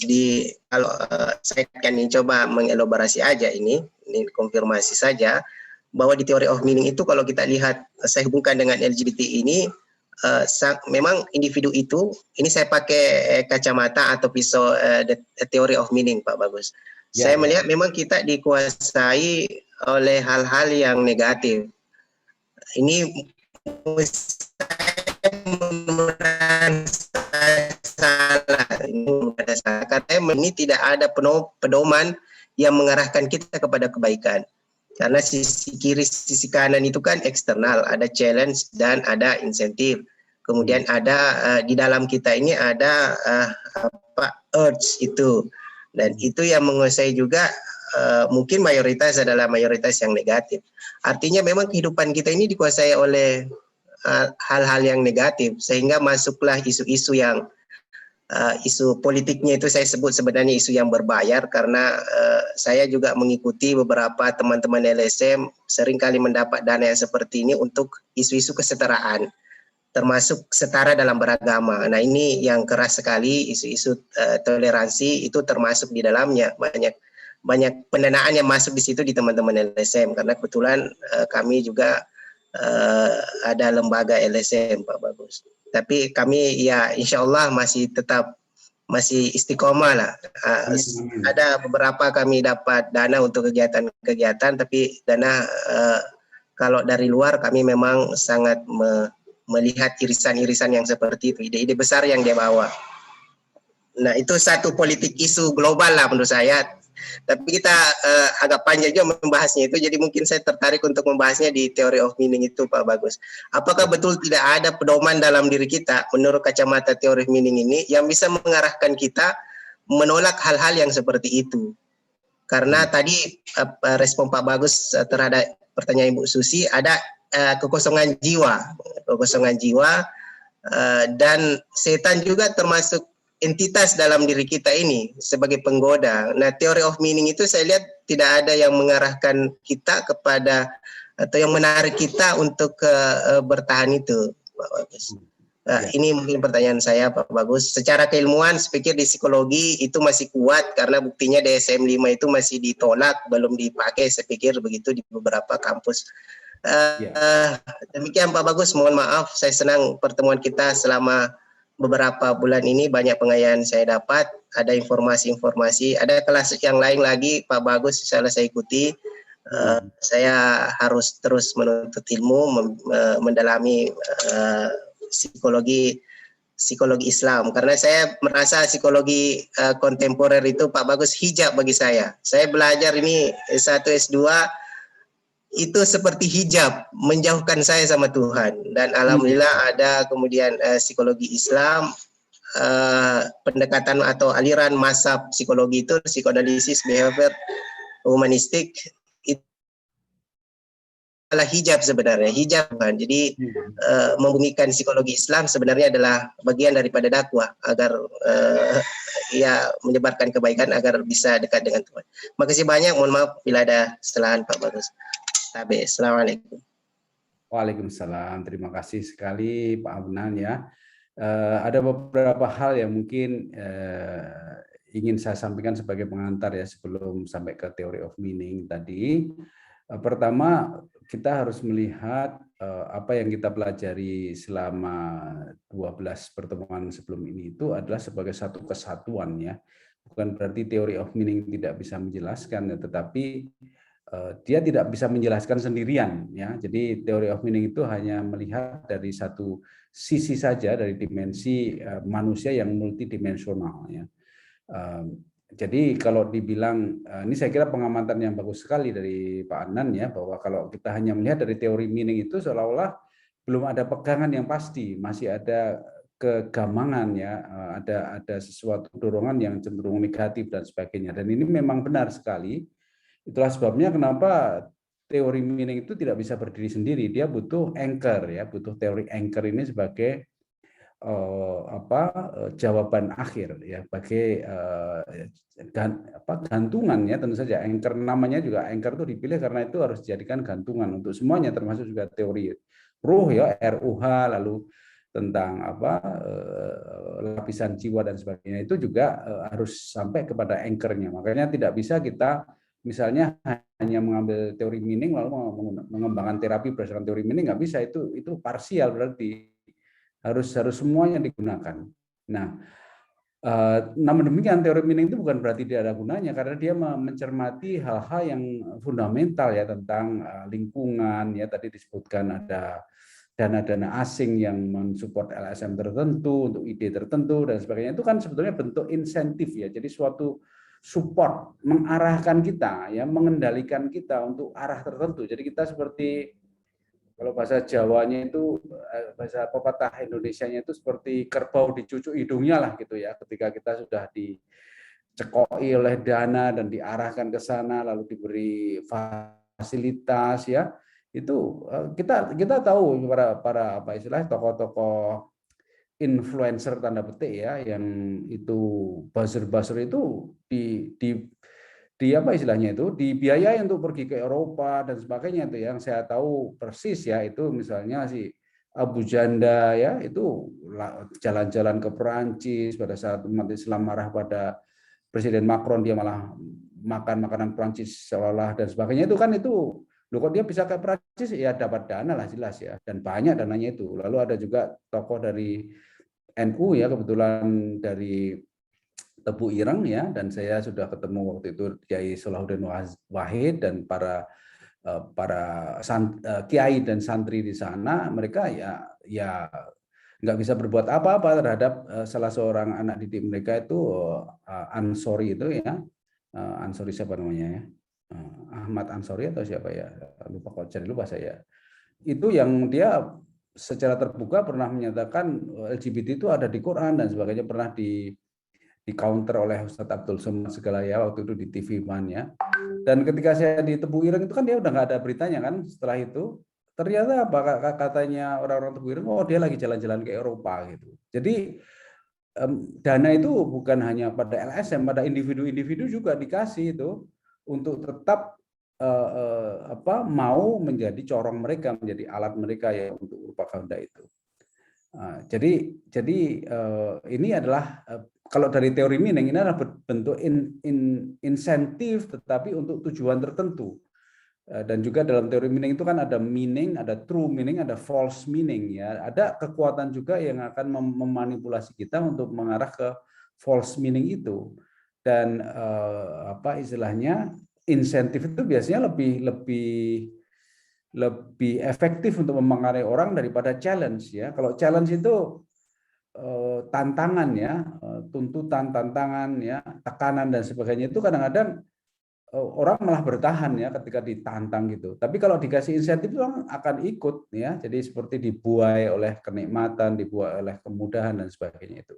Sehingga ini masalah lingkungan yang juga sangat harus kita waspadai. Kemudian masalah urge itu sendiri ya, itu di situ sebetulnya ada yang sifatnya alamiah ya, seperti needs dan insting ya, survival itu sebenarnya alamiah, tapi begitu ada angan-angan atau wants ya, lalu ada revenge atau sakit hati atau trauma, itu menjadi energi yang negatif ya. Dan kalau kita tidak mampu mengendalikan diri, maka ya kita akan sekali lagi terjebak pada false meaning ya. Nah itu jebakan yang bisa kita identifikasi dari theory of meaning. Tapi jawabannya ya harus sampai ke anchor-nya, sampai ke teori ruh, teori anchor itu semuanya, dan teori tentang lapisan jiwa juga harus kita jadikan perspektif ya untuk menjawab itu. Artinya itu bisa terjadi kalau anchor kita memang belum ke arah Allah ya, belum ke arah virtues ya. Itu biasanya terjadi ketika anchor kita itu masih self ya, kita senang dengan kenikmatan, senang dengan ini dan sebagainya. Jadi jawabannya itu terletak di teori anchor ya, untuk kita bisa mengendalikan diri atau membentengi diri dari berbagai macam godaan istilahnya itu, dan juga manipulasi dari lingkungan maupun dari setan itu. Nah, setan sendiri memang belum kita masukkan dalam kerangka teori kita karena itu memang disertasi ya, nggak mungkin saya nulis disertasi di UGM terus nyebut setan ya, nanti diketawain orang ya. Artinya setan itu implisit di situ, implisit, tidak secara eksplisit. Nah ini nanti mungkin insya Allah kalau kita buat program psikologi Islam ya, kita akan mengkaji surat kitab tablis iblis itu untuk mengenal setan ya, sehingga kita tidak lagi menganggap setan itu seperti hantu yang menakutkan ya, jadi mak lampir atau apa yang itu semuanya hanya itu istilahnya itu halusinasi atau kamuflase ya. Padahal setan itu tidak seperti itu. Setan itu justru sangat berbahaya karena tidak kelihatan itu, karena gaib itu, dan masuk ke dalam hati kita ya kalau kita tidak membentenginya dengan zikrullah dan kekhusyuan itu. Jadi seperti itu Pak. Jadi sekali lagi teori-teori yang ada itu tidak bisa ya secara sendiri atau terpisah ya untuk menjelaskan fenomena, tapi dia bisa menjadi pintu masuk untuk menjelaskan, tapi kesimpulannya atau jawabannya itu tetap harus melihat dari berbagai dimensi. Begitu Pak, mudah-mudahan bisa nanti kalau mungkin di IAIN Parepare ya Ustaz. Itu nanti bisa di program psikologi Islam. Nanti boleh loh ini diajarkan Ustaz, jadi video-video ya supaya anak-anak juga sejak awal sudah waspada, jangan sampai nanti terlambat mereka sudah terlanjur lulus entah kemana, sudah tidak punya akses terhadap psikologi Islam, nanti kasihan ya. Walaupun ya sekali lagi jangan langsung menegasikan ilmu psikologi yang ada, karena itu juga nanti bisa menjadi ekstremis ya nanti kalau tidak mau mengkritisi yang diboleh itu tidak boleh terus menegasikan, oh itu nggak ada gunanya dan sebagainya, itu nanti malah kita terjebak pada marsialisme yang lain gitu ya. Nah, mengkritisi saja, tapi juga mendirikan perspektif dan juga teori-teori yang itu lebih bisa kita pahami sebagai seorang Islam, karena bagaimanapun juga yang namanya ilmu itu kan harus sesuai dengan apa yang kita yakini. Jangan sampai kita dapat ilmu kok kita sendiri asing. Tadi disebut sebagai hijab tadi bagus sekali itu ungkapannya ya. Jadi justru ilmunya kok jadi menghalangi kita dengan Allah, kan itu istilah Imam Ghazali kan ilmu yang berbahaya itu ya kalau kita tidak berhati-hati. Begitu saudara, mudah-mudahan bermanfaat dan mudah-mudahan terus istiqomah ya. Itu LSM godaannya banyak ya Pak. Supaya tetap istiqomah. Insya Allah yang akan jadi ukuran bukan kebesaran LSM atau kesuksesannya, tapi keistiqomahan itu walaupun kecil ya, nanti insya Allah itu bisa jadi bekal di akhirat sebagai amal jariah. Amin. Kasih Ustaz. Ya. Ya baik, semoga penjelasan barusan bisa memberikan pencerahan kepada Pak Adnan. Baiklah, langsung saja. Mungkin ini yang terakhir ya, karena waktu sudah menunjukkan pukul 10.52, bentar lagi jam 11. Silakan pada Ibu Umi Mardiati untuk menyampaikan pertanyaan atau tanggapannya. Terima kasih. Assalamualaikum Pak Gus. Pertanyaan saya tidak terlalu ke arah psikologi ya, tapi lebih ke arah sejarah. Karena ada dua pertanyaan. Yang pertama ke arah sejarah, karena saya penasaran kan Allah menciptakan Adam dan Hawa. Kemudian kisah homoseksual ini baru muncul ketika di Al-Quran itu di kisah Nabi Lut ya. Apakah sebelumnya tidak ada kasus itu? Dan bagaimana itu bisa terjadi gitu? Mungkin bagus bisa bisa memberikan pencerahan gitu ya. Karena saya penasaran sekali gitu. Kok bisa itu terjadi ketika di kaum Nabi Lut gitu? Itu yang pertama ya. Kemudian yang kedua, ini masalah teknis karena kebetulan saya juga memperhatikan LGBT ini udah cukup lama. Kalau dulu mereka ini sepertinya masih jauh, karena saya hanya baca di artikel-artikel di majalah di majalah ya, lebih majalah. Tapi makin lama lingkarannya makin dekat gitu. Kebetulan saya juga punya teman remaja yang saya tahu ke remaja mereka baik-baik aja ya. Mereka dari keluarga baik-baik, kemudian juga pintar. Lama nggak ketemu, begitu ketemu lagi, saya ngelihat ada indikasi mereka tuh masuk ke dalam kelompok itu gitu, walaupun mereka menikah. Ya, kalau dari cerita kisah hidup keduanya sih, memang ada fase di mana keduanya itu kehilangan sosok ayah. Jadi mungkin itu salah satu penyebabnya.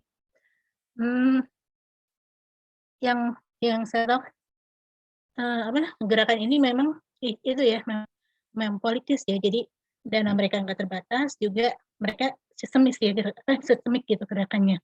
Dan pos strategis itu memang udah dipegang ya Pak ya. Itu yang saya tahu.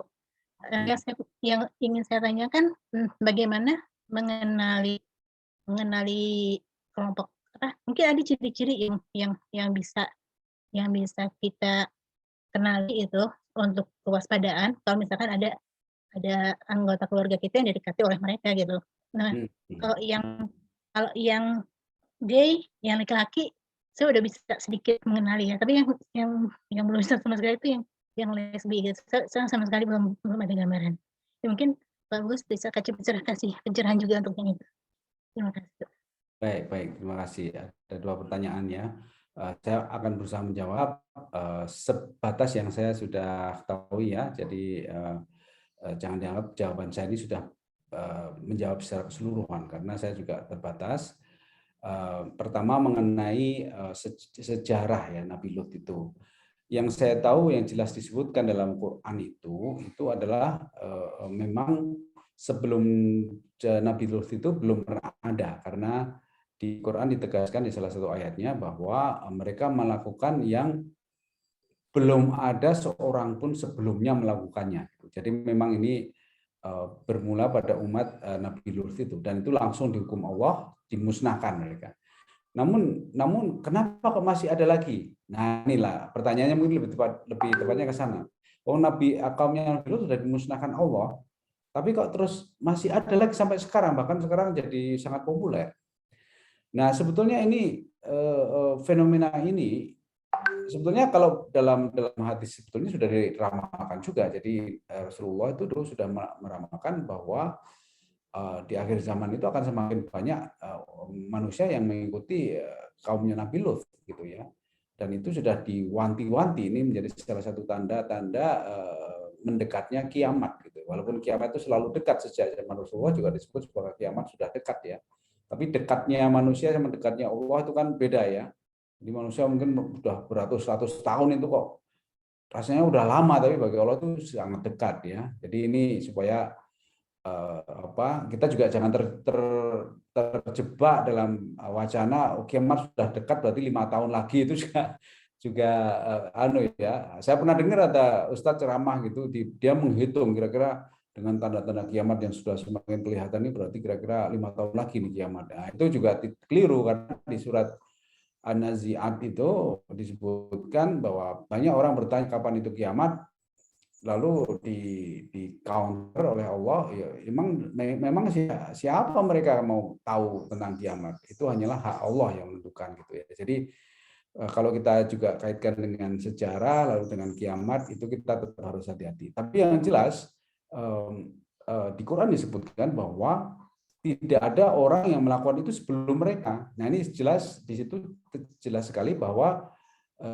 dimulainya adalah kaum Lut ini. Nah kemudian yang kedua tadi sudah saya sebutkan, kan sudah dihancurkan oleh Allah semua, termasuk istri Nabi Lut yang simpatisan aja sampai di azab ya. Tapi kok masih ada. Nah ini sebetulnya bukti ya bahwa sebetulnya yang membawa itu setan. Nah, setan itu kan masih ada sampai akhir zaman. Jadi kalau kita tidak belajar tentang ilmu kesetanan ini, ya kita pasti tidak bisa lengkap ya penjelasannya ini. Jadi setan ini yang membawa kepada generasi berikutnya. Jadi kalau dibilang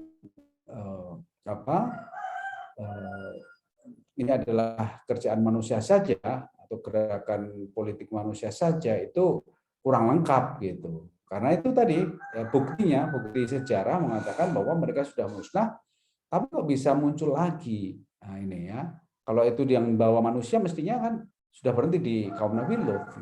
Nah karena ini yang membawa setan, ya maka yang dihancurkan itu ya manusianya yang mengikuti perilaku itu, tapi setannya tetap masih ada, dan itu dari zaman ke zaman dia masih menggoda manusia begitu.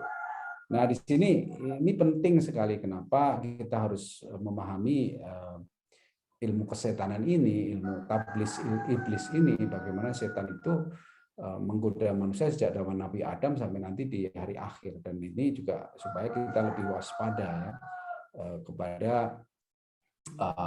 hal-hal yang nantinya bisa menyesatkan itu. Dan setan sendiri sudah ngaku bahwa dia adalah penipu gitu ya, sehingga kita jangan mau ditipu ya, karena salah satu dialog di neraka nanti di hari akhir, orang-orang yang tersesat karena setan ini protes pada Allah, ya ini saya tuh ditipu oleh setan gitu, jadi kenapa saya jadi ikut ke sini gitu. Terus setannya jawab, lah kalau salah sendiri kamu kenapa mau? Sudah tahu saya ini penipu kok mau ikut saya gitu. Jadi setan itu memang tidak bertanggung jawab, namanya juga setan gitu ya.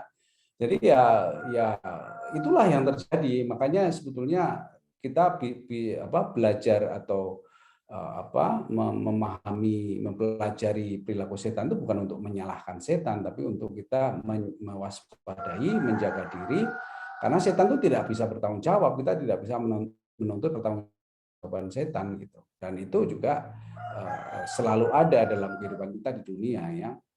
Itu kurang lebih penjelasan sejarahnya ya dari dulu sampai nanti ya, yang harus kita waspadai. Nah, kemudian mengenai ciri-ciri ini, terus terang saya sendiri itu tidak punya kepekaan yang tinggi ya terhadap itu, tapi istri saya punya. Jadi saya juga nggak tahu dia dapat dari mana. Jadi ketika dia melihat seseorang beberapa saat lalu menduga kayaknya dia itu cenderung itu. Saya biasanya menyangkal gitu. Dari mana kamu tahu itu kan? Tapi ternyata beberapa saat kemudian terbukti bahwa itu memang seperti itu gitu. Nah, saya juga nggak tahu itu kayaknya saya belum punya apa ya referensi ilmiahnya lah untuk bisa meningkatkan kepekaan itu. Tapi bisa jadi karena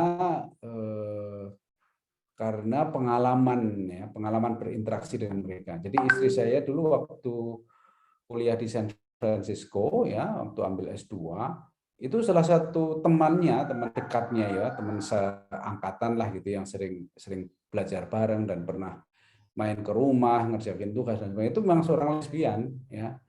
Jadi awalnya sih nggak duga, tapi begitu dia semakin dekat ya, ngobrol-ngobrol dengan istri saya, lalu dia cerita cita-citanya kalau udah lulus gimana, terus siapa temennya dan sebagainya, terus dia mau tinggal bersama. Ternyata temennya itu sama-sama perempuan gitu.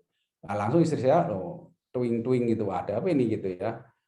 Sampai akhirnya terbuka ya, dia bilang, oh saya walaupun kayak gini saya pengen punya anak. Terus saya kan tanya, lu gimana caranya punya anak gitu. Dia ya bisa jawab, ya saya bisa ke bank sperma atau gitulah. Pokoknya pembicaraan yang sangat private itu akhirnya terungkap dan dia tadinya takut ngaku karena tahu kita orang Islam ya, bagi dia stigma orang Islam itu ya teroris lah atau apa yang mungkin nanti bisa marah-marah dan sebagainya. Tapi ketika dia ngaku pertama kali dia bilang, do you know that I'm gay gitu kan? Ya, I kind of feel it gitu kan istri saya gitu. Is it okay with you? Well, we don't do it, but artinya sebagai teman di kuliah ya kita nggak akan ngapa-ngapain gitu ya. Itu kan pilihan dia sendiri. Nah, sehingga dengan mungkin karena bergaul dengan mereka itu dan ngobrol tentang aspirasi mereka dan sebagainya, mungkin jadi kepekaan itu jadi muncul ya. Itu yang mungkin bisa kita jadikan cara ya supaya kita lebih peka. Bukan berarti kita harus berteman dulu baru peka, maksudnya mungkin kepekaan itu muncul karena interaksi. Nah, kalau saya sendiri masih di San Francisco juga. Kenapa San Francisco itu? Karena dia itu gudangnya ya. Jadi markasnya LGBT itu San Francisco itu sejak tahun 80-an ya. Jadi waktu itu kan gerakan liberalisasi itu marak ya, dan orang pada pindah hijrah ke San Francisco karena di situ ada kebebasan ya, ada liberalisasi dan sebagainya ya. Sehingga banyak sekali orang LGBT di San Francisco itu. Nah, saya pernah waktu itu mau pulang ke Indonesia belanja ya di semacam Ace Hardware lah di sana ya, karena pengen beli dus-dus besar untuk bawa boyonganku ke rumah. Tiba-tiba ada seorang cowok wajahnya cukup ganteng tapi lebih tepatnya agak cantik gitu ya, wajahnya mulus bersih gitu, menyapa saya, mau beli apa gitu, dan seterusnya. Mau pulang ya, saya juga pernah ke Filipina, dikiranya saya orang Filipina gitu, dan sebagainya. Jadi tiba-tiba ramah banget gitu. Selama-lama saya merasa kok jadi ramah banget gitu kan. Begitu saya pulang ke rumah, saya ceritain ke istri saya, dia langsung itu orang gay itu biasanya gitu. Jadi ini juga menjadi satu indikator ya bagaimana mereka itu selalu approach ya. Padahal kalau orang Amerika pada umumnya itu kan cuek ya. Apalagi istilahnya nggak pernah kenal, cuma ketemu di toko, dan biasanya itu nggak terus ramah banget gitu. Kalaupun sudah teman juga kalau lagi nggak butuh nggak akrab amat gitu. Ya makanya kan ini kok aneh ini orang ini kok ramah sekali dan sebagainya ya, nggak seperti biasanya. Makanya terus hal-hal semacam itu bisa menjadi indikator ya. Nah, ada poin ketiga yang ingin saya sampaikan ya, intinya kan kita harus menjaga ya, harus menjaga itu terutama keluarga kita, anak-anak kita. Nah ini makanya kita dengan anak-anak itu juga jangan abai ya, jangan dibiarkan saja. Kita harus banyak ngomong, banyak menyampaikan apapun saja yang kita anggap penting, walaupun mungkin dia seolah-olah nggak mendengar, tapi dia pasti akan mendengar ya, walaupun anak-anak itu tidak menunjukkan bahwa dia mendengar, tapi kalau kita ngomong terus dia akan paham nilai kita apa, dan insya Allah dia juga akan menjaga diri ya dari teman-temannya, dari sosial media dan sebagainya. Kemudian kita juga perlu banyak mendengarkan walaupun tidak secara langsung ya, kira-kira kegelisahan mereka apa dan sebagainya ya, supaya karena itu tadi seperti kata Dr. Nikolosi tadi, ini ada kekosongan jiwa ya di dalam diri mereka itu, lalu mencari-cari sesuatu yang lain, lalu datanglah setan dan sebagainya, pokoknya kompleks lah ya, sehingga ini perlu kita antisipasi, prevensi ya, terutama pada keluarga dekat dan sebagainya.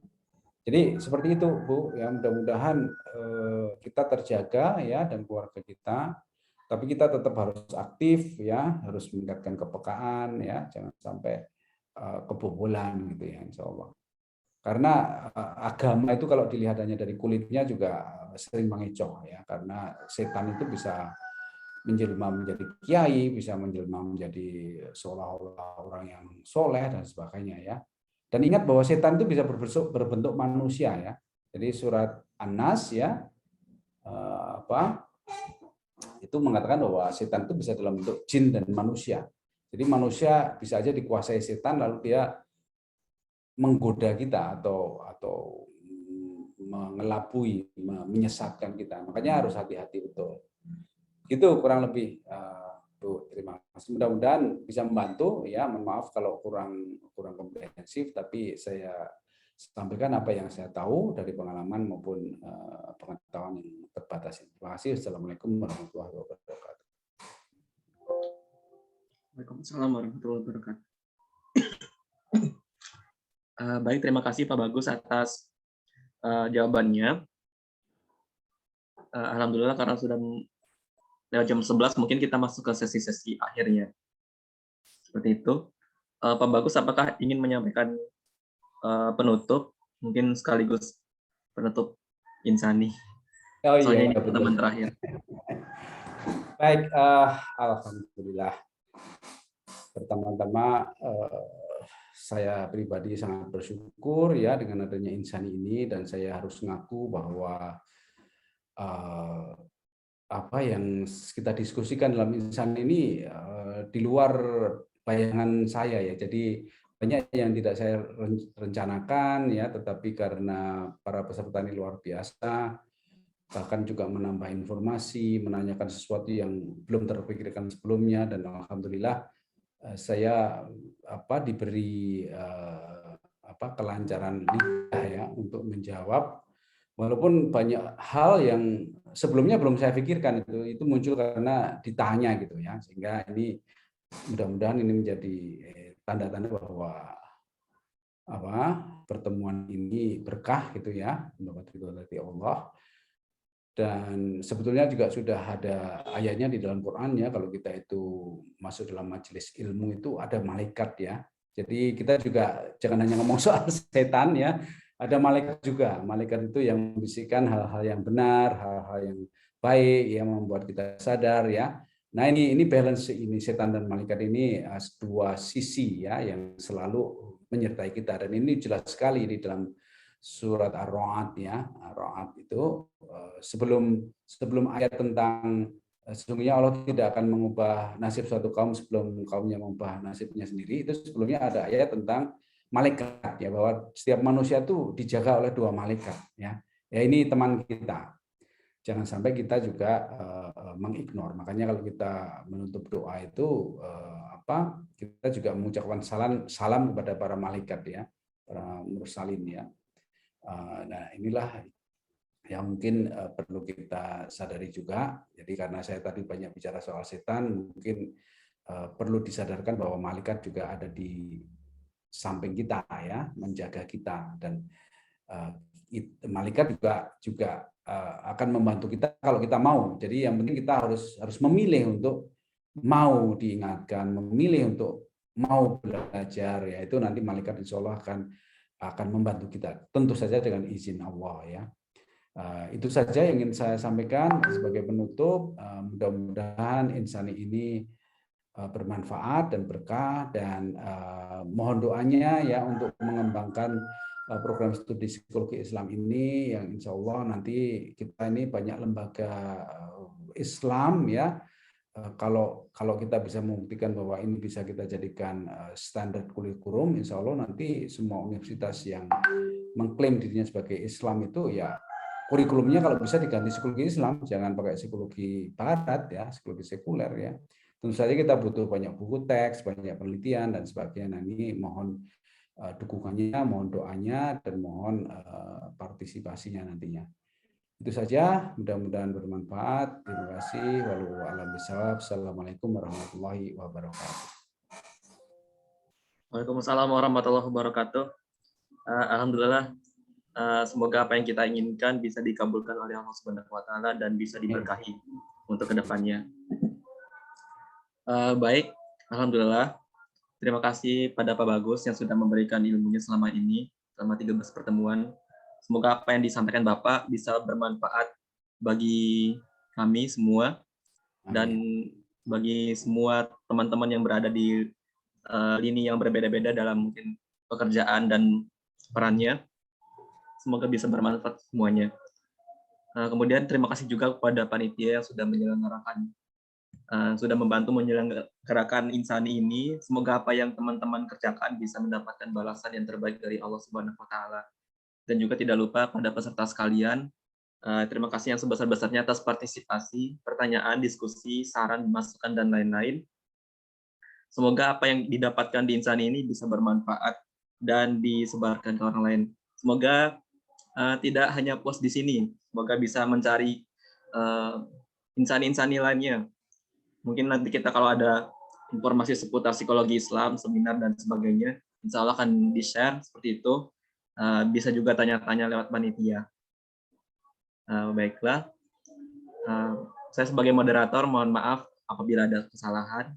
Kemarin saya tidak jadi yang terakhir karena teman saya berhalangan. Jadinya hari ini saya juga mengucapkan terima kasih secara pribadi kepada teman-teman semuanya. Semoga apa yang kita dapatkan hari ini bisa bermanfaat. Oleh karena itu, supaya lebih berkah lagi, mari kita sama-sama menutup pertemuan kita dengan membaca doa kafaratul majelis. Subhanakallahumma wa bihamdika asyhadu an la ilaha illa anta astaghfiruka wa atubu ilaik. Sekali lagi terima kasih. Billahi taufiq wal hidayah. Wassalamualaikum warahmatullahi wabarakatuh. Waalaikumsalam warahmatullahi wabarakatuh. Terima kasih Pak. Terima kasih banyak, Ustaz. Terima kasih. Sampai ketemu lagi, insya Allah. Insya Allah, Ustaz.